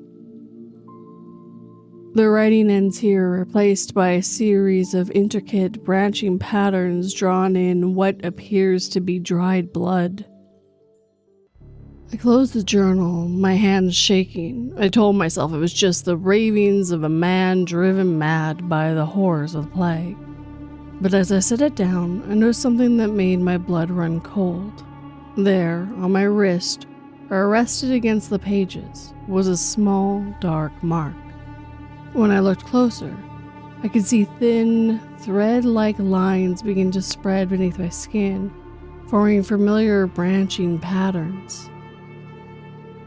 I spent the next 3 days convincing myself the mark on my wrist was nothing, a trick of the light, perhaps an allergic reaction to the old leather binding. But on the 4th morning, I could no longer deny what I was seeing. The pattern had spread halfway up my forearm, dark lines branching beneath my skin like tiny roots. The medical training made it impossible to ignore the implications. The branching patterns follow my lymphatic system perfectly, tracing paths between my lymph nodes that I memorized in anatomy class. But there was something else, something that sent ice through my veins. The pattern wasn't just following my lymphatic system. It was extending it, creating new pathways that shouldn't exist. I returned to Theodora's house, desperate to find anything else that might explain what was happening to me. This time, I searched the attic methodically, checking every box, every corner. Behind a false panel on the wall, I found a metal strongbox. Inside were more documents. Letters, hospital records, and most importantly, a series of correspondence between my great-aunt and someone named Professor Helena Blackwood, dated 1973. 15th of September, 1943. Dear Theodora, I must thank you for sending me Aldrich's journal. As a last practicing physician in the Blackwood line, I've long since suspected our family connected to the Great Plague went deeper than historical record suggests. Your discovery confirms my worst fears. I spent the last 20 years studying unusual disease patterns across Europe, focusing particularly on the incidence that mirrors the 1665 outbreak.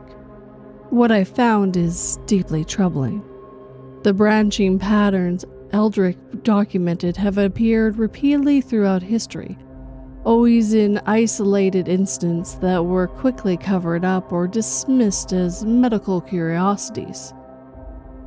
Enclosed are my notes from a case in Prague, 1928. A young girl presented with what appeared to be severe lymphobic inflammation. Within days, similar cases appeared throughout her neighborhood. The attending physicians documented branching patterns identical to those of Eldrick's drawings. But here's what truly terrifies me. He also documented instances of simultaneous movement among the infected. 37 patients, spread across 3 hospitals, all turned their heads at exactly the same moment to look in the same direction, all blinking in perfect unison. The outbreak was contained only when the entire neighborhood was quarantined and dealt with. The official records listed as a tragic fire. That's not all. I found references to similar incidences dating back to ancient Rome. They called it Morbius radicus, the root disease. The symptoms are always the same. The branching patterns, the coordinated behavior, the whispered descriptions of vast underground networks. I believe what Elric encountered was an isolated incident. It was merely one emergence of something that has been with us throughout human history.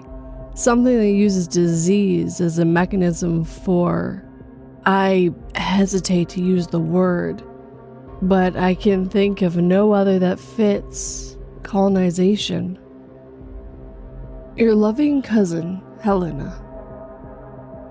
There were more letters, but what caught my eye was a folder of medical photographs paper-clipped to the next page. They were from various time periods, starting with grainy images from the 1920s and progressing to clear, more recent shots. Each showed the same thing: patterns with distinctive branch patterns visible beneath their skin. The most recent photos were from a small outbreak in northern England in 1981. The patterns were identical to what was now spreading up my arm. But it was the last item in the box that truly shook me. A modern medical report dated just 3 years ago from a laboratory in London. Confidential, project root analyst of tissue sample recovered from 1665. Preservation reference, Blackwood collection. DNA sequence has revealed anomalous structures within preserved lymph node tissue. Branching filaments appear to be composed of previously unknown organic material with several impossible characteristics. 1. The sample remains metabolically active despite 350 years plus of preservation.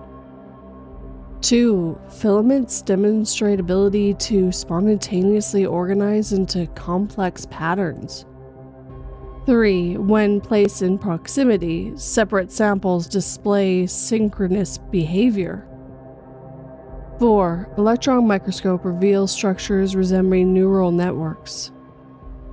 5. Sample emits low-frequency electromagnetic pulse at regular intervals. Note: after 72 hours of observation, samples show signs of renewed growth, all testing suspended by orders of department chair. Samples sealed in containment unit pending review. Update: containment unit compromised. Nature of compromise unknown. Samples missing. Investigation ongoing.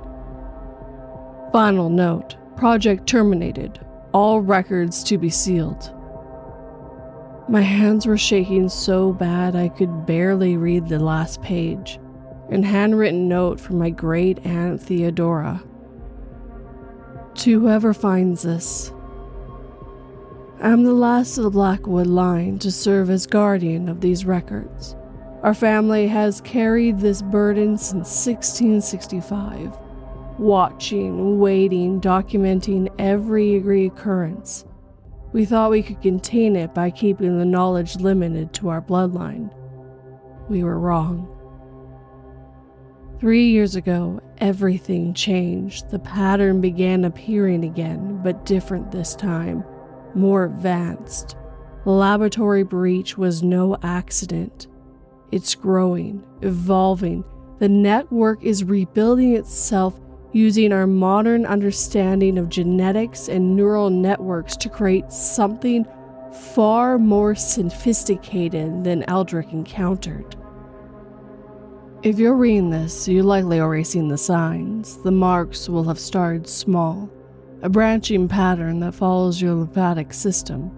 Soon you'll begin to notice other changes, moments of lost time, dreams of tunnels and roots, and the sensation of being connected to something vast and patient and hungry. There's so much more you need to know about the ancient texts Helena found, about what really happened in Prague, about the true purpose of the patterns, but most importantly, about how they can be stopped. I've hidden the information separately. You'll find it when you're ready, when the patterns have spread enough for you to understand what you're truly dealing with. Look for the box marked with the root pattern, but be careful. Others be looking for it too, others who are already part of the network. Theodora.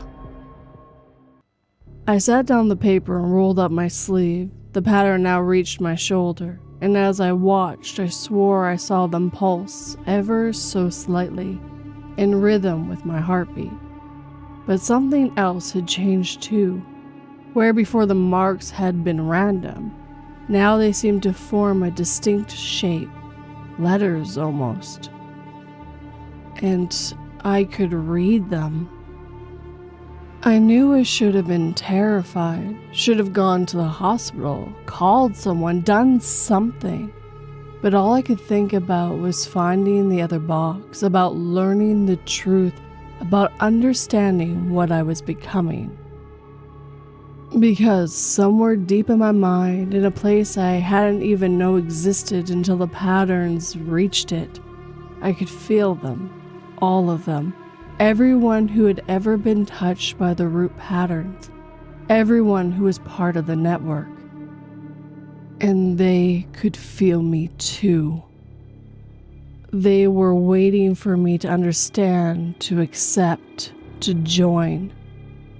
But first, I needed to find that box. Finding the second box was both easier and more disturbing than I anticipated. My body simply knew where to look. As I moved through Theodore's house, the pattern under my skin would pulse stronger or weaker, like some gruesome game of hot and cold. They led me to the cellar, to the section of the wall that looked identical to all the others, but I could feel it calling to me. Breaking through the plaster revealed a metal box, smaller than the first, marked with branching lines that perfectly matched the ones now covering most of my torso. Inside was a leather folder containing what appeared to be research notes, medical diagrams, and something that made my blood run cold. A series of brain tissue slides dated to 1928, labeled Prague specimens. But it was the modern-looking USB drive taped to the inside cover that caught my attention. Theodora had prepared for whoever would find this. My hands trembled as I plugged it into my laptop. The file was a video recording. Theodora's face appeared on screen, looking gaunt and tired. The timestamp showed it was recorded just 2 weeks before her death. If you're watching this, then the patterns have already started spreading across your skin. Don't bother trying to remove them. Surgery, burning, even amputation. The Bloodwood medical records document every attempt treatment over centuries. The patterns simply regrow, follow the same path, always rebuild the network. What I'm about to share with you is the accumulation of our family research, combined with modern medical analysts. Hannah was close to understanding it, but she died before making the final connection. I spent my life completing her work. The patterns aren't a disease. They're a communication system. A physical network connecting human hosts to something that's been growing beneath our feet for millennia. Each outbreak throughout history was an attempt to redefine this network, to make it more sophisticated, more efficient. The Prague incident in 1928 was the first time it achieved simultaneous neural synchronicity across multiple hosts. The tissue sample in the box are all that remain of that attempt. Under a microscope, you'll see that the branching patterns don't just follow the lymphatic system. They interface directly with neural tissue, creating new pathways between hosts. But here's what Helena didn't know, what we only recently discovered through electronic microscope and DNA analysis. The patterns aren't adding something to our bodies. They're activating something that was already there, dormant in our genetic code. Every human carries these latent structures. The patterns just wake them up. The video paused as Theodora had a coughing fit. When she continued, there was an urgency in her voice that hadn't been there. You need to understand, this isn't an invasion, it's an activation. Every plague, every outbreak, every instance of patterns appearing was just another attempt to switch us on, to activate what's been sleeping in our DNA since before we were human. The Blackwood family were more susceptible than most. Something in our genetic makeup make us ideal hosts for the initial stage of activation. That's why Aldrich was among the first to document, why our family has been connected to every major outbreak. I'm running out of time, so I'll tell you what you need to know most urgently. The patterns you've been seeing on your skin, they're not spreading randomly. They're forming specific sequences, like a code being written across your nervous system. Soon you'll start to understand this code. You'll begin to see how it connects to everything else. The tunnels beneath the cities, the way the disease spread, even the growth patterns of plants. There are others like you out there. Once the pattern spreads far enough, you'll be able to sense them. Some have been part of the network for years, generations even. They've learned to hide the marks, to blend in. They're watching, waiting for the network to grow large enough for... No, you're not ready for that. First, you need to see the rest of the Prague documents. They show what happened in later stages of activation. But more importantly, they show you what we discovered about the source, about what's been waiting all this time, growing beneath. The video cut off abruptly. The next file was labeled Prague Stage 4 PDF. As I opened it, I noticed something odd. The patterns on my arm were moving, shifting to match the diagrams appearing on my screen. My body was learning, adapting, implementing the information in real time. The document began with a detailed medical report. Subject 23, Prague outbreak, Day 17, terminal stage observations. The branching patterns now cover 94% of the subject's neural tissue. Brain activity shows perfect synchronicity with all the other stage 4 subjects. Autonomous functions, heartbeat, breathing, occur in perfect unison across all connected hosts. New growth patterns observed in deeper brain tissue. Subjects report shared consciousness experience. Memory transfer between hosts confirmed through control testing.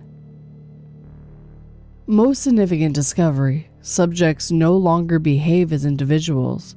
They function as nodes in a larger neural network, each brain serving as a processing center for what appears to be a vastly larger consciousness. Critical observation. This network appears to extend beyond the human hosts.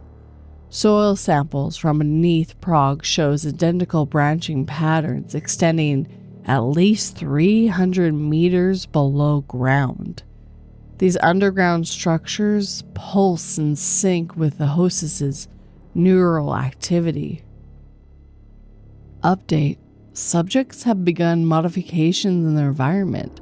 Working in perfect coordination, they are constructing something in the hospital basement. The structure follows the same branching patterns observed in tissue samples. Purpose unknown. Final note: military containment ordered after subjects began converting organic material into new growth medium.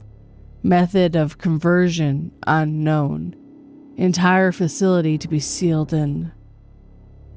The rest of the document was heavily redacted, but the images remained.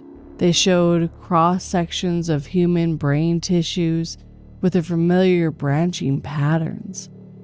But these were different from the ones on my skin, more complex, more organized, like circuit diagrams drawn in living tissue. The last page contained a single photo, a massive underground chamber beneath the Prague hospital. The walls were covered in branching patterns that glowed faintly in the dark. In the center was a partially constructed structure that resembled a human nervous system scaled up to architectural size. But what made me slam the laptop shut was the realization that I understood exactly what I was looking at. Not just understood, I could feel my body wanting to recreate it. The patterns under my skin were already starting to shift, to organize themselves in similar structures. Something warm trickled down my face. When I wiped it away, my hand came back red. Not blood, something darker. The tiny branching fibers visible within it. I could feel them trying to grow, to spread, to connect. The laptop screen flickered back to life on its own. A new document was opening. As I watched, text began appearing, written in the same branching patterns that covered my skin. You are ready to begin finding the others. The network must grow. The structure must be completed. Below my feet, I could feel vibrations in the earth, regular, rhythmic, like a vast heartbeat, or perhaps footsteps. I knew I should run, should burn the documents, destroy the evidence, try to stop the spread somehow. But instead, I found myself walking to the cellar door. Others were coming. I could feel them getting closer, their patterns pulsing in sync with mine. And deep beneath the earth, something ancient and patient stirred, ready to rise through its newly awakened network. The others arrived exactly as I knew they would, their footsteps echoing in perfect synchronization above me. I could feel their patterns resonating within mine. 5 distinct nodes in the growing network. As they descended the cellar stairs, I saw they appeared completely normal, wearing ordinary clothes, looking like anyone you might pass on the street. Only I can see the faint line beneath their skin, pulsing in rhythm with my own. Welcome, brother, said a woman who introduced herself as Dr. Sarah Shin. We've been waiting for another Blackwood to join us. Your family always produces the strongest connections. I found myself answering in words that weren't entirely my own. The network requires a Blackwood to complete the next phase. Yes, she smiled. Just as it did in Prague, just as it will again. But something wasn't right. As they moved closer, I noticed inconsistencies in their patterns. The branching structures beneath their skin weren't quite synchronized. showing subtle variations that couldn't have been possible in a true connected network. My medical training kicked in, and I began to analyze what I was seeing with critical detachment. "You're not part of the network," I said suddenly. "Not really. Your patterns, they're artificial." Dr. Chen's smile faltered. "Clever. Just like Theodora. She figured it out too, you know. Why do you think she had to be eliminated?" The truth hit me like a physical blow. You killed her. You're not connected to the network. You're trying to control it. "For decades, we've been trying to understand this phenomenon," another member of the group explained. "We attempted to artificially recreate the patterns to tap into the network, but it never works properly without a true carrier, a Blackwood. Your family's genetic makeup is the key to interfacing with the deeper structure." The Prague incident wasn't a natural emergency, I realized. It was an experiment. You tried to force an activation. "An experiment that you're going to help us complete," Dr. Chen said. "Your connection to the network is genuine. With you, we can finally establish control over the entire system." They moved to grab me, but at that moment, something extraordinary happened. The patterns across my skin began to pulse with brilliant clarity. Information flooded my mind, not from them, but from something far older and vast. I finally understood what Eldrick had discovered, what Theodora had protected, and what Helena had died trying to prevent. The network wasn't meant to be controlled. It was meant to protect us. "You don't understand what you're dealing with," I said, backing away. "The patterns, the network, they're not a disease or a tool. They're an immune system, a defense mechanism echoed in our DNA millions of years ago, designed to activate when needed." "Defense against what?" Dr. Chen demanded.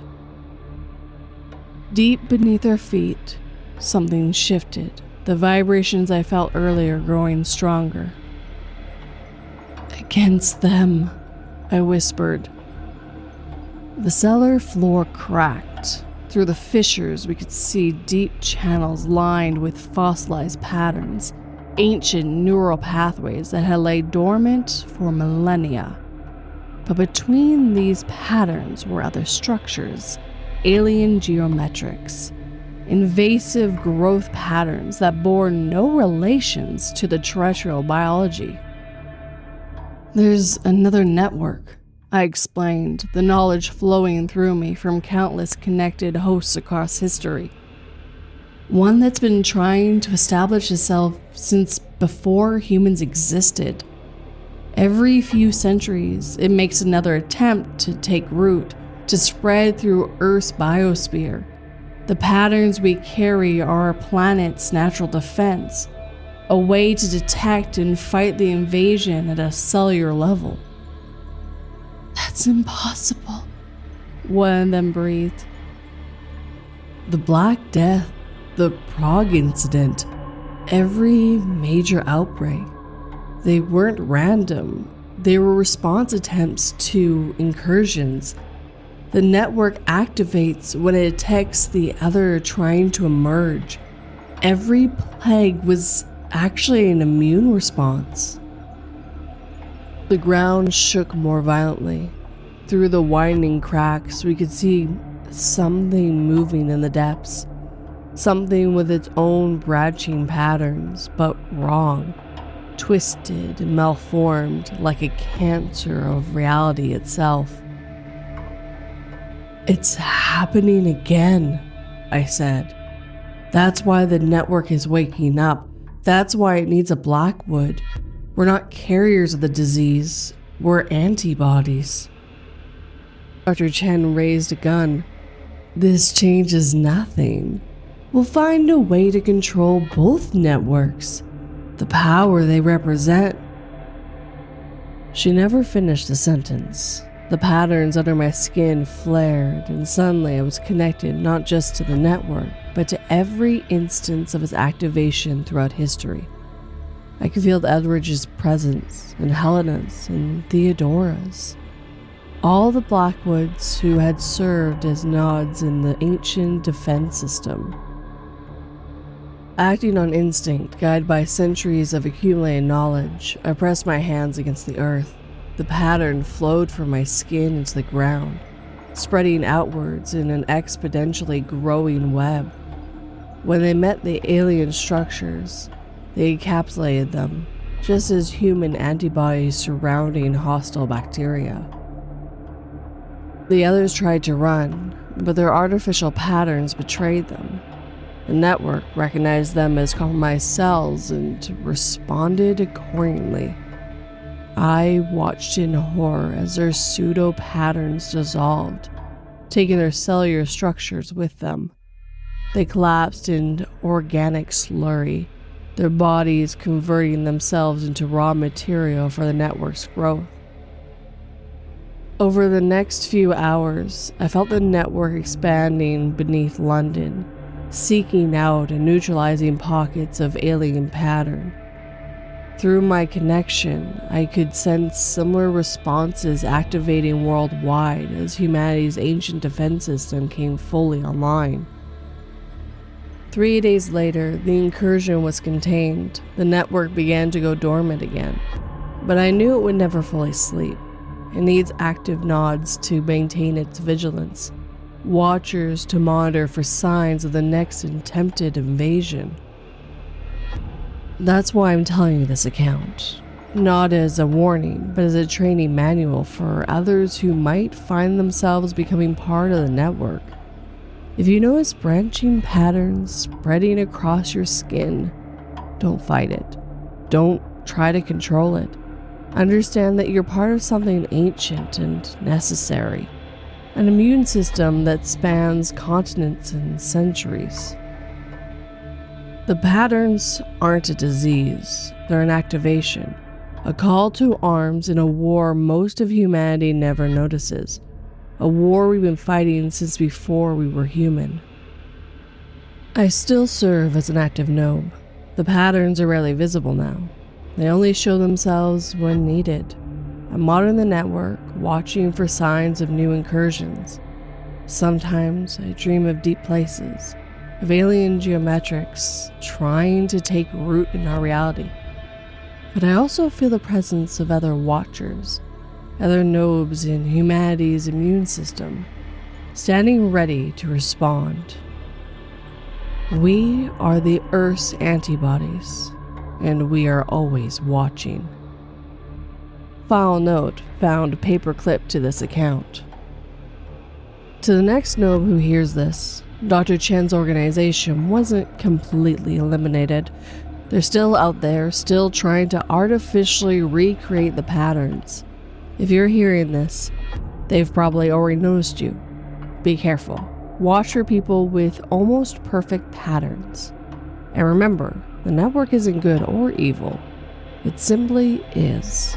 Like any immune system, it exists to maintain balance, to protect the whole at the expense of compromised parts. The patterns are spreading again. A new incursion is beginning. If you're hearing this, you're probably already changing, becoming part of the defense. Welcome to the network, and good luck. We'll be watching for your signal.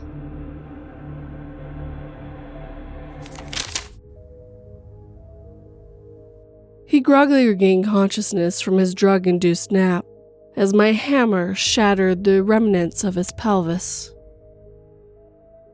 His screams of terror falling on deaf ears as I breathed in a deep sigh of relief, knowing that finally this would end his nightly visits to our daughter's room.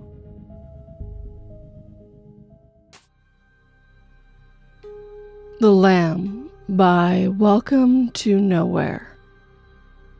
Everyone has their story. Your mother's memories of playing with a Ouija board when she was younger. Your father's recollection of hearing noises while camping in the woods with friends. Your siblings telling tales of goblins and ghouls that you knew deep down were only told to scare you. My dad had one before he passed about a terrifying, ugly demon who lived in our family mansion for 19 years. Jacob, my older brother. But all jokes aside, I'm here to talk about mine.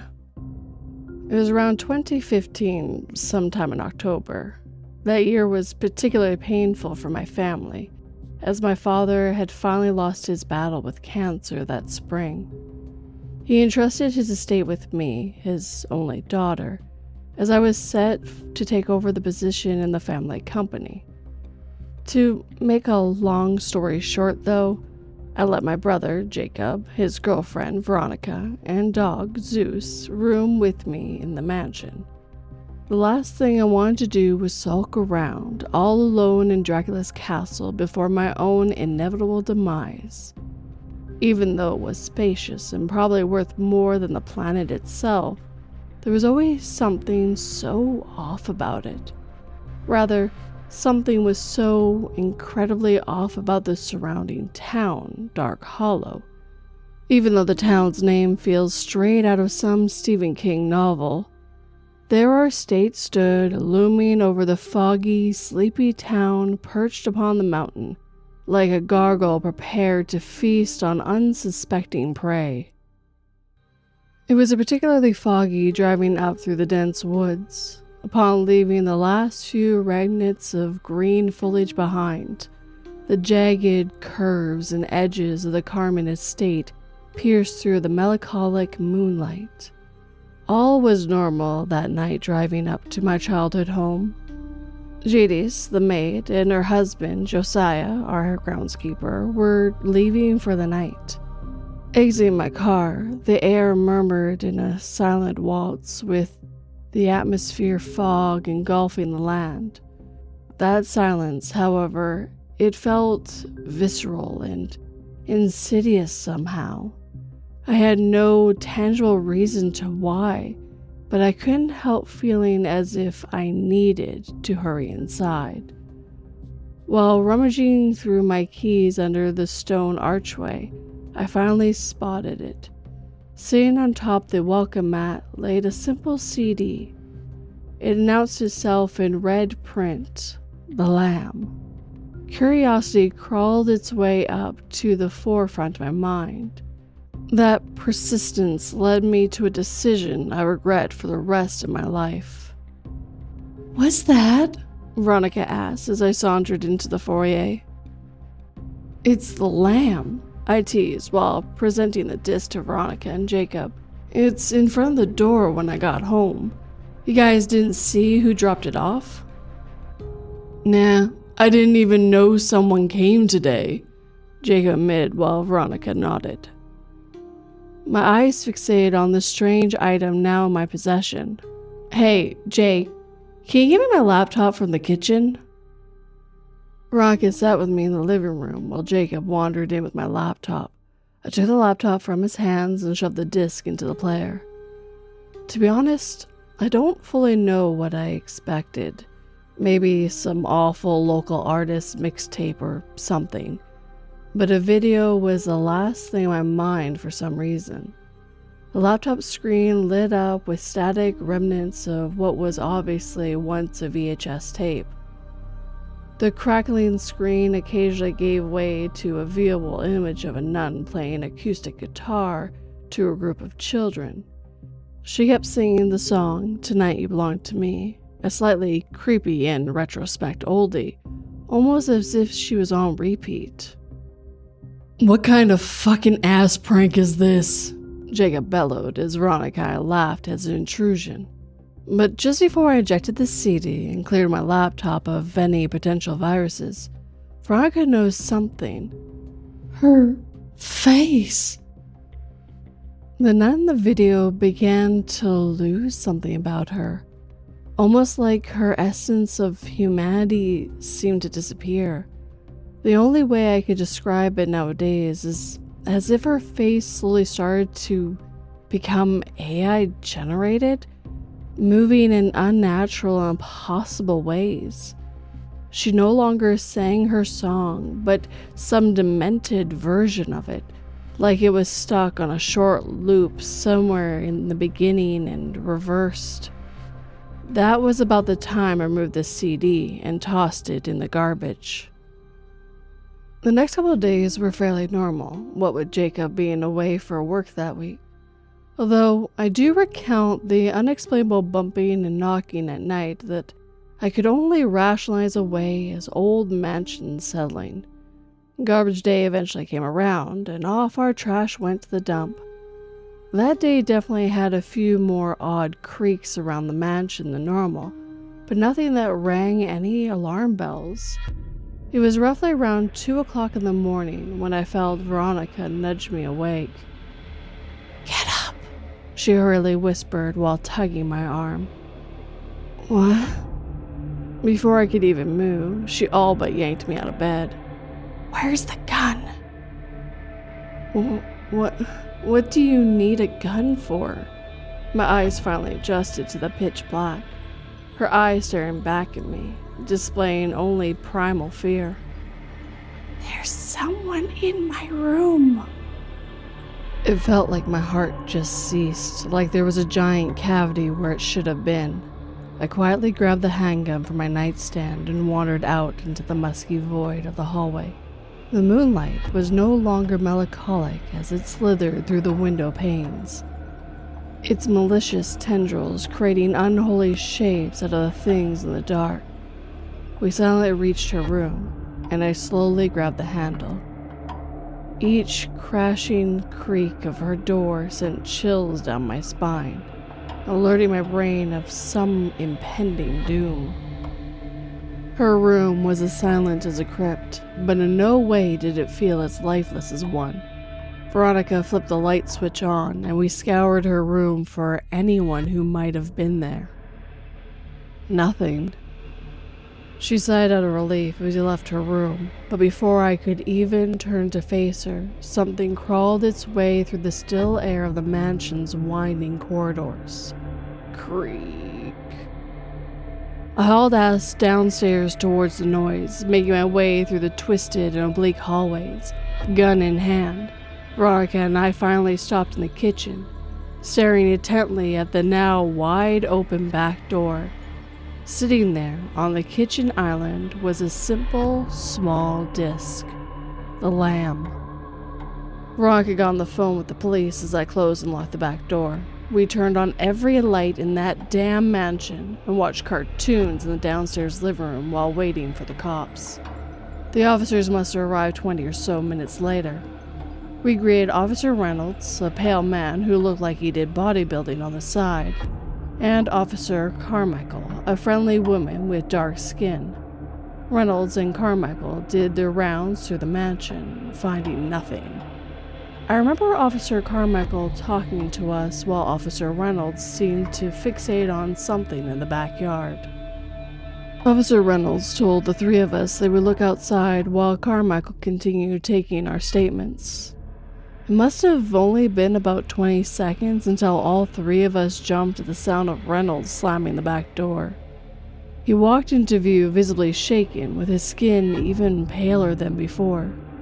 "We need to leave," he uttered to Carmichael. And just like that, the two of them left us alone within this god-forsaken house.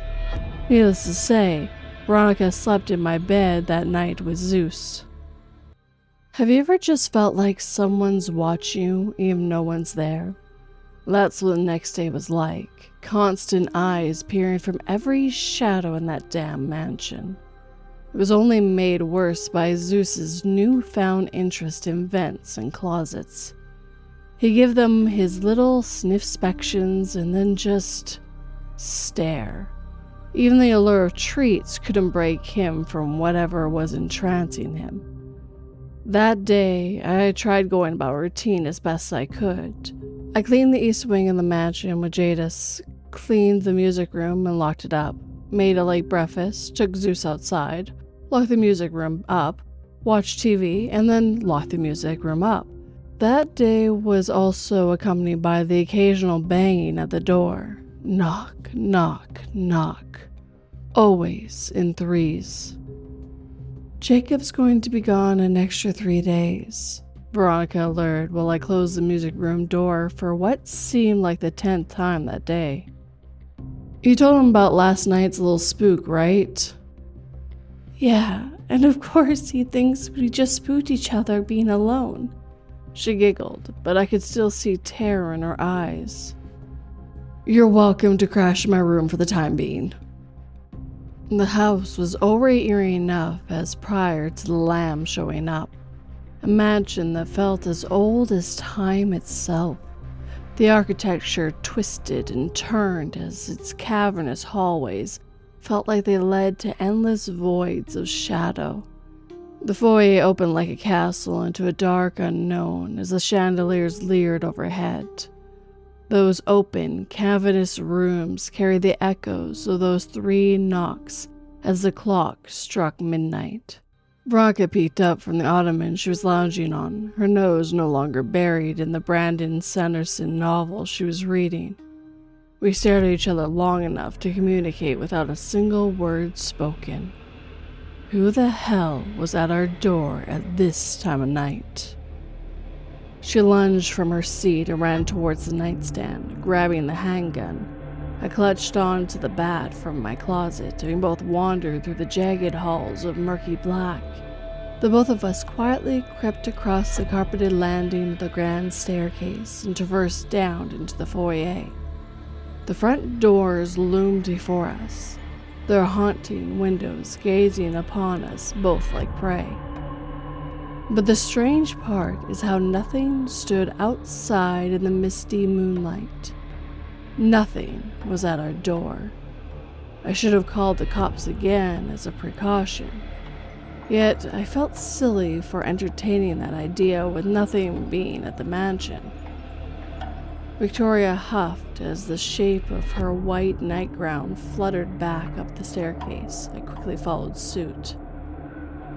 We were back within the dim marmalade light of my bedroom within a matter of seconds. Should we call a psychic? Veronica rubbed her hands together as worry plastered her freckled face. I meandered over to the vanity. Bag stained the underside of my eyes. Don't tell Jacob. He's so going to make fun of us. Knock, knock, knock.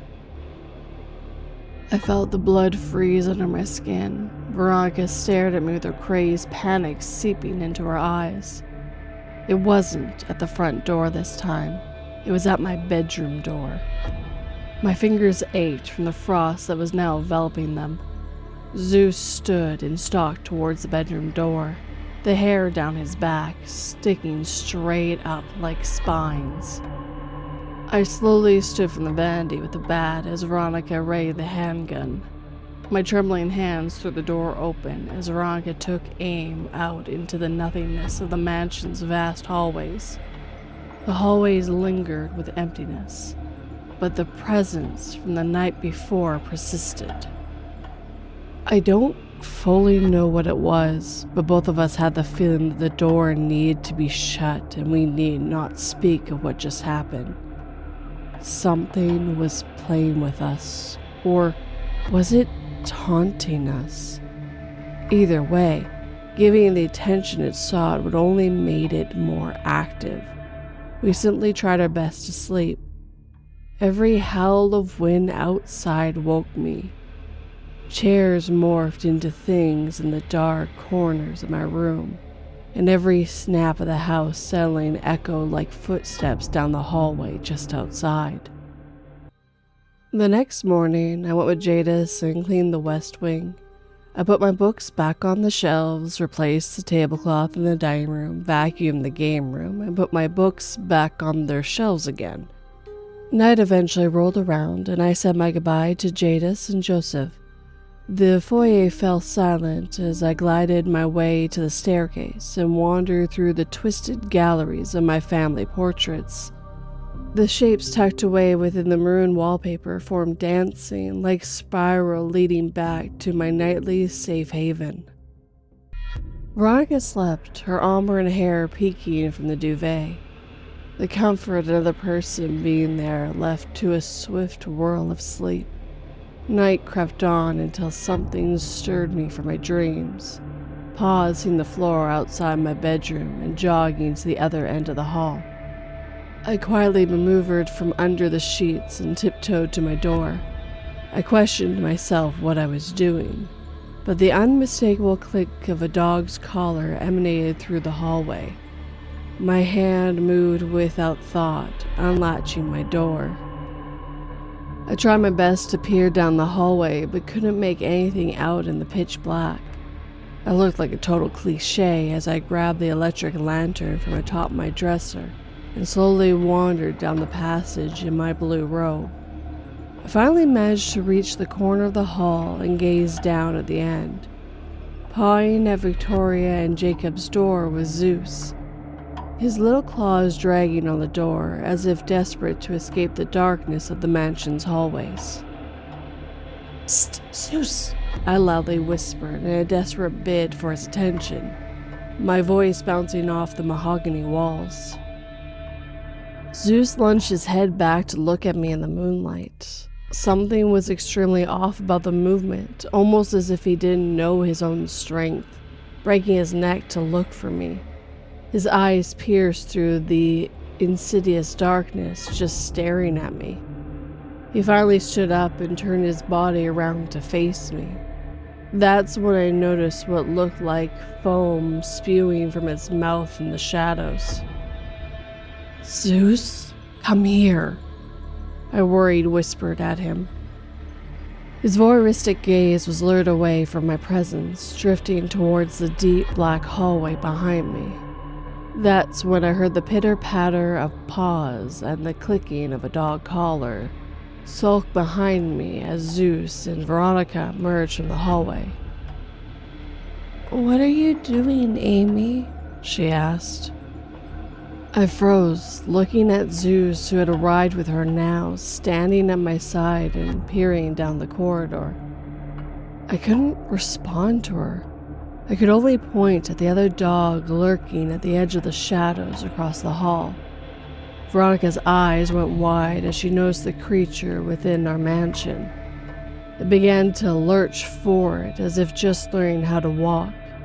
Its broken waltz faded into the shadows of the hallway where the moonlight couldn't reach.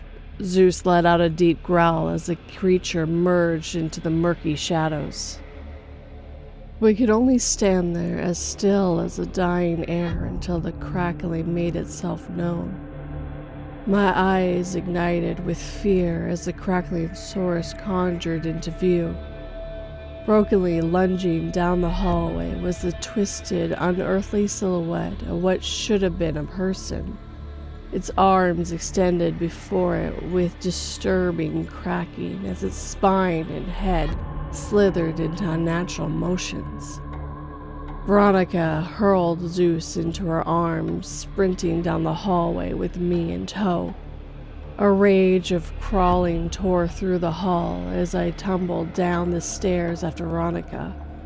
We stumbled down the curving corridor until we made it to the grand staircase. Upon reaching our exit, that creature let out its sickening rage, known with one final wail ripping through the foyer. We stumbled out of that house and into my car, leaving that mansion behind in a crazed hysteria. We ended up at a motel running on nothing but pure, unadulterated fear. That night was accompanied by paranoid bouts and lack of sleep. Our week was spent slowly going insane, locked away within a single dingy motel room. The only thing either of us could think about was Jacob's return.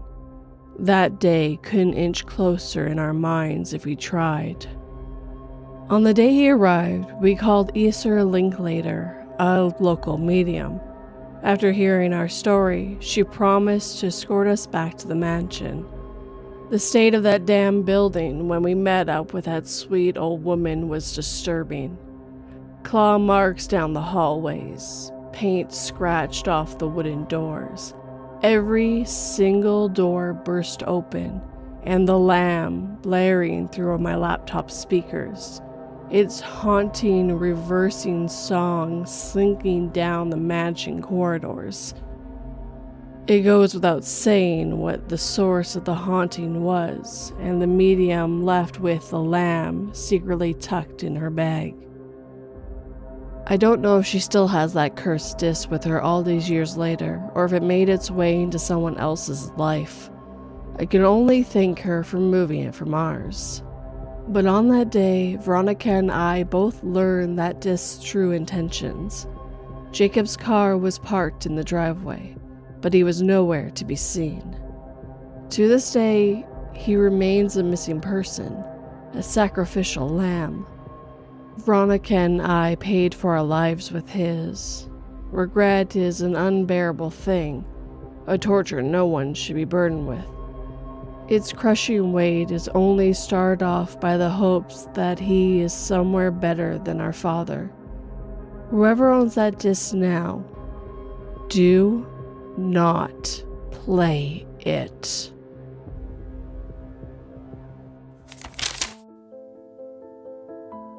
The baby 3 rows back had been crying for 2 straight hours as we cruised over the Atlantic, and all I could do was close my eyes and wish desperately that the rest of the flight would be silent.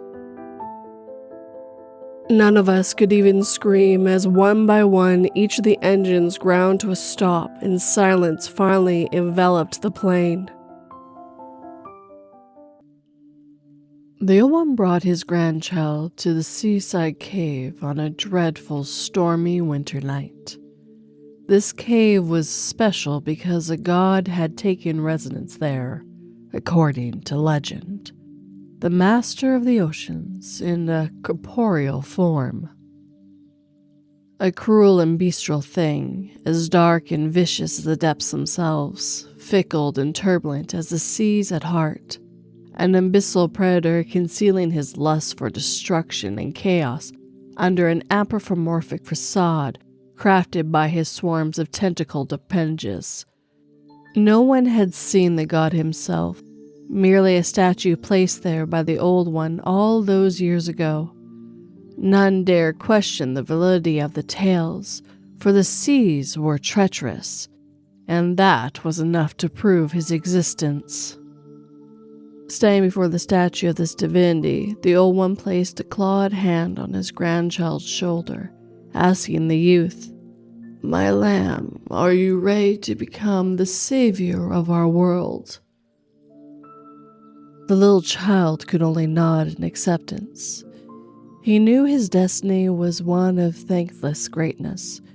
He also knew the road to his purpose in life was full of unimaginable suffering. Year after year, he watched the old one repeat the same ritual with his 6 siblings. Again and again, he watched his brothers and sisters save the universe from the wrath of their terrible lord. Good fortune blessed their family with a duty, a truly wonderful duty to the world. By 13 years of age, the boy knew he wasn't long for this world. All his siblings who had reached that age had to be offered as a willing sacrifice to the Lord. An innocent life was to be given away to salvage the world. "If so, let us save this world, my beautiful lamb," proclaimed the old one with a wide grin on his face. Tightly gripping his cane, he swung it at the boy, hitting him hard across the face. The child fell onto the rocky surface below, spitting blood and crying out in pain. "Did you just moan?" the old man berated.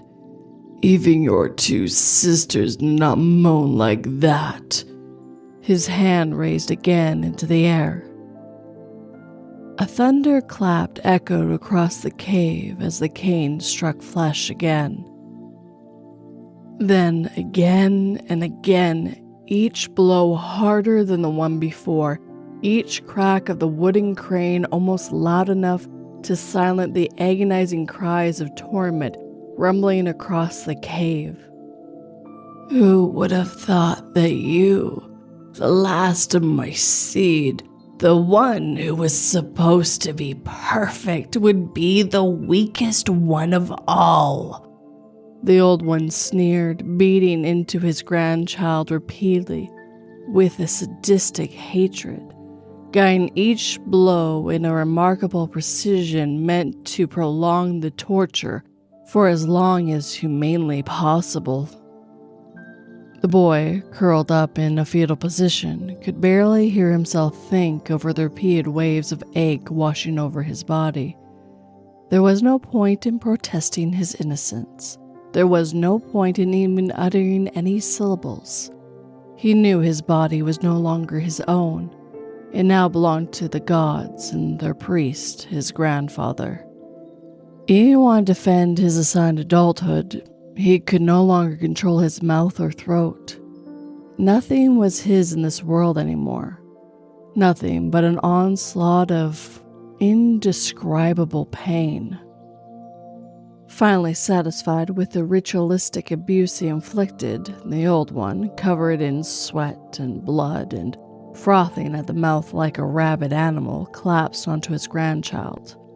Turning the youthful husk, now covered in black and blue with stains of red all over, onto its back, the old one picked up a sharp stone from the ground and slammed it hard into the child's chest with an ecstatic glee.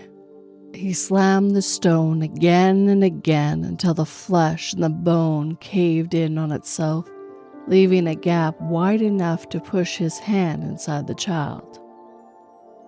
Ah, there it is, the source of all my joy, the animal cried out.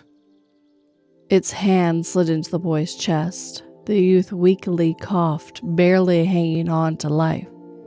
He could hardly tell apart his monstrous grandfather from the surrounding darkness and cold. Everything turned even dimmer once the bloody hand came out of his chest again.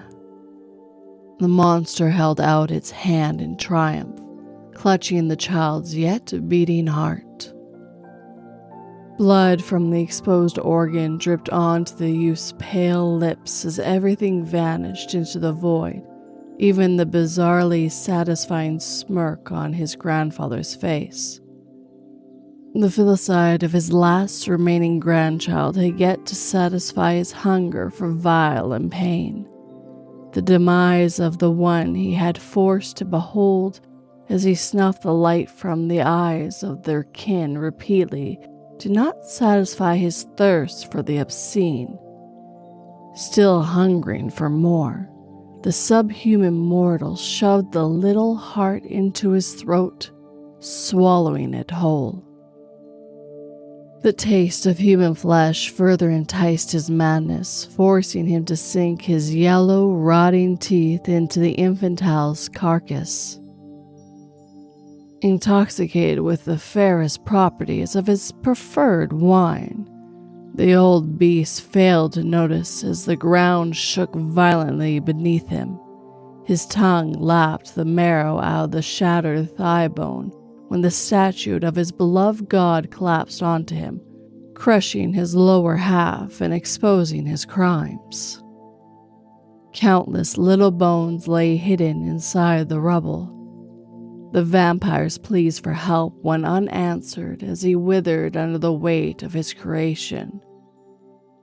The cannibalistic beast was at the mercy of the heavens, but his god knew no kindness.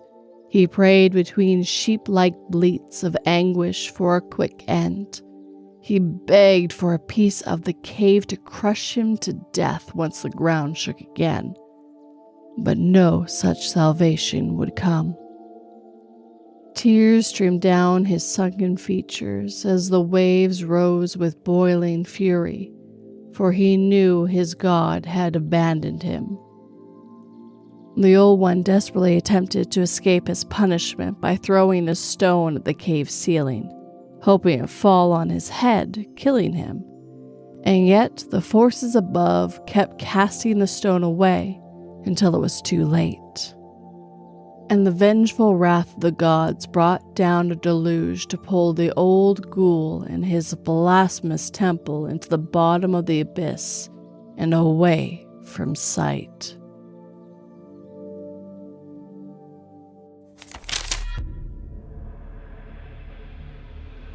The father of the sweetest, most beautiful girl in town told me to have her back home from our date by 9 p.m. sharp. He never specified how much of her, though.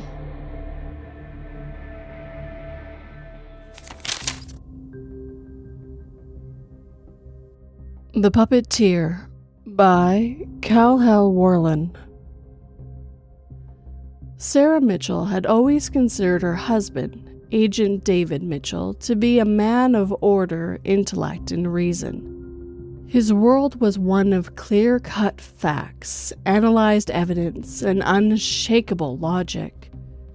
There was a comfort in that, in the way he could always separate emotion from investigation, shield them from the chaos his work often entailed. So, when she discovered an unmarked file tucked away in his office drawer one evening, a file he had never mentioned, she was intrigued. The file's surface was worn, the manila edges frayed as though it had passed through countless hands before finding its way to her. The label, in faded black ink, read, Re-101-The Puppeteer. It was a title that sent an involuntary shiver down her spine, though she could not yet explain why. Curiosity tugged at her like a child pulling on a sleeve, and Sarah, usually cautious, couldn't resist. She opened the folder. At first glance, it looked like just any other case file. Testimonies, photographs, surveillance reports, nothing she hadn't seen David shift through countless times before. Yet something was different. A palpable heaviness filled the air as her eyes began scanning the contents. The first document was a brief report on a nameless victim, the identification redacted. What struck Sarah immediately was the way the incident was described. The victim had discovered an old photograph in a forgotten trunk in the attic of their childhood home. In the faded sepia image, a man stood with a puppet dangling from strings in his hand. But the puppet was not what had disturbed them. It was the man. His face was smudged, indistinct blur, as though someone had intentionally obscured it from view. It was the kind of blur that didn't make sense in an old photograph. The face wasn't out of focus, it was deliberately hidden, as if a dark cloud of ink had seeped into the paper itself, making the figure seem both part of the image and not. Sarah's breath caught in her throat as she continued reading. What had begun as a simple discovery quickly descended into a walking nightmare. The nameless victim had reported that the photograph seemed to change every time they looked at it. At first, it was subtle, just a shift in the light or the puppet's angle. But soon, the puppet appeared to move on its own, its position different each time they returned to the image. Then came the hallucinations. Dark, distorted figures seen in every corner of their vision, voices in the dead of night, whispers they couldn't quite decipher. And the dreams of strings attaching to their limbs, pulling them in unnatural, jerking movements, as though they had become a marionette in the hands of Some unseen master. The report ended abruptly. No conclusion, no final notes, just a single cryptic sentence. Victim is no longer responsive. Sarah's fingers trembled as she flipped the page. Her eyes found the next entry, another victim, a young woman this time. Similar circumstances. She had found a drawing of a puppet, half torn and crumpled inside an old book she purchased at a flea market. Like the first victim, it began with strange occurrences, items in her apartment shifting positions, shadows that didn't belong to anyone, and always the puppet. Its twisted wooden limbs and painted eyes staring, unblinking. The nightmares came next. The woman had described the sensation of being controlled, her body moving against her will. She awoke with bruises around her wrists and ankles, deep purple marks that resembled the impressions of tight pulling strings.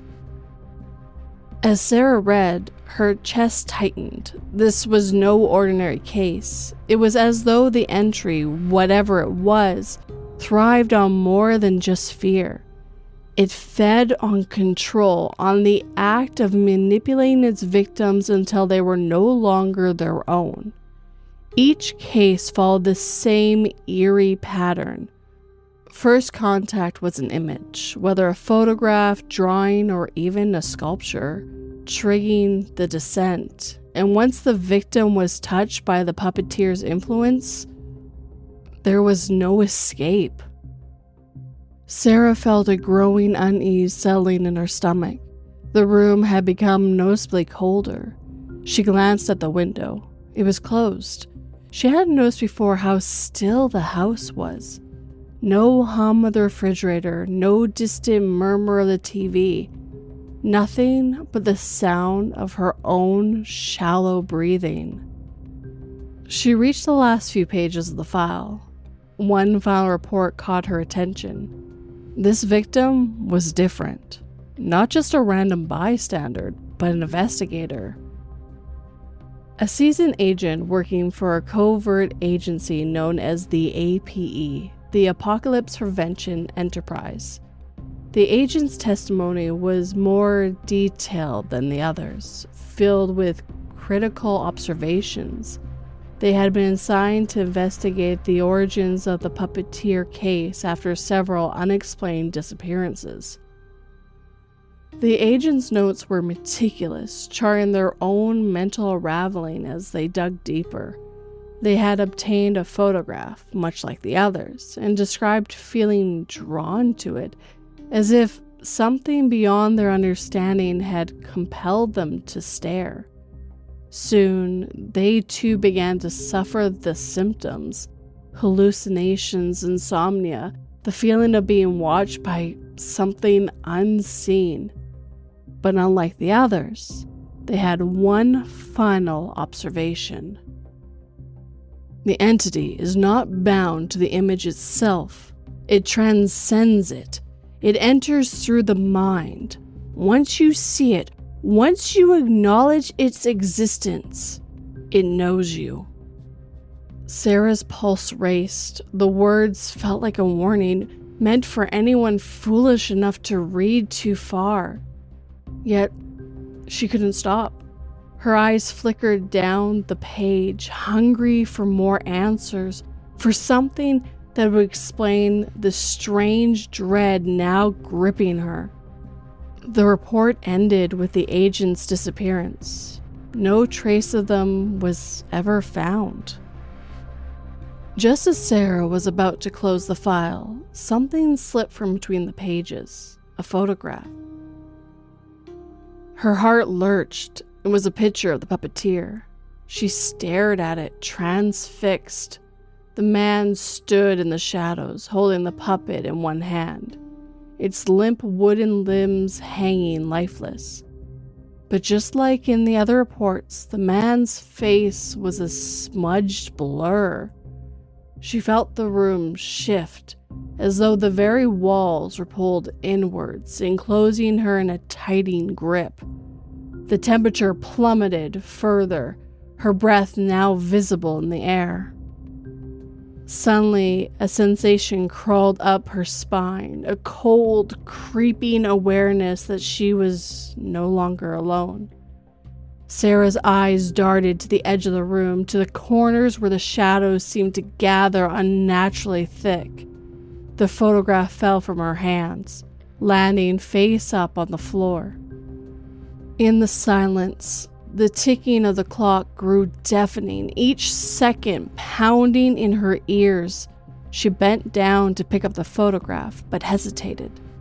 Something was wrong. The puppet. It had moved. Its head was now turned ever so slightly, looking directly at her. Sarah's breath hitched. She jerked upwards, eyes wide, heart hammering in her chest. Her instinct was to flee, to leave the file, the photograph, the room, everything. But her legs refused to move. Her mind whirled. Had she seen it? Really seen it move? Then she remembered the warning. She glanced at the file's cover again. This time, the words in bold at the top seemed to scream to her. Do not open without official APE protective eyewear. Her stomach dropped. It was too late. She had opened it. She had seen it. And now it had seen her. The room dimmed as the shadows lengthened, closing in, and Sarah felt the unmistakable pull of invisible strings tightening around her wrist. She wasn't alone anymore.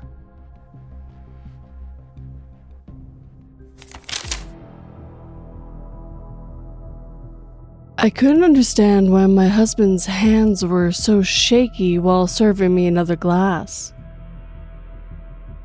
But his eyes only widened when I drank the glass full of bleach again, then asked for more. And with that, our time together is coming to an end.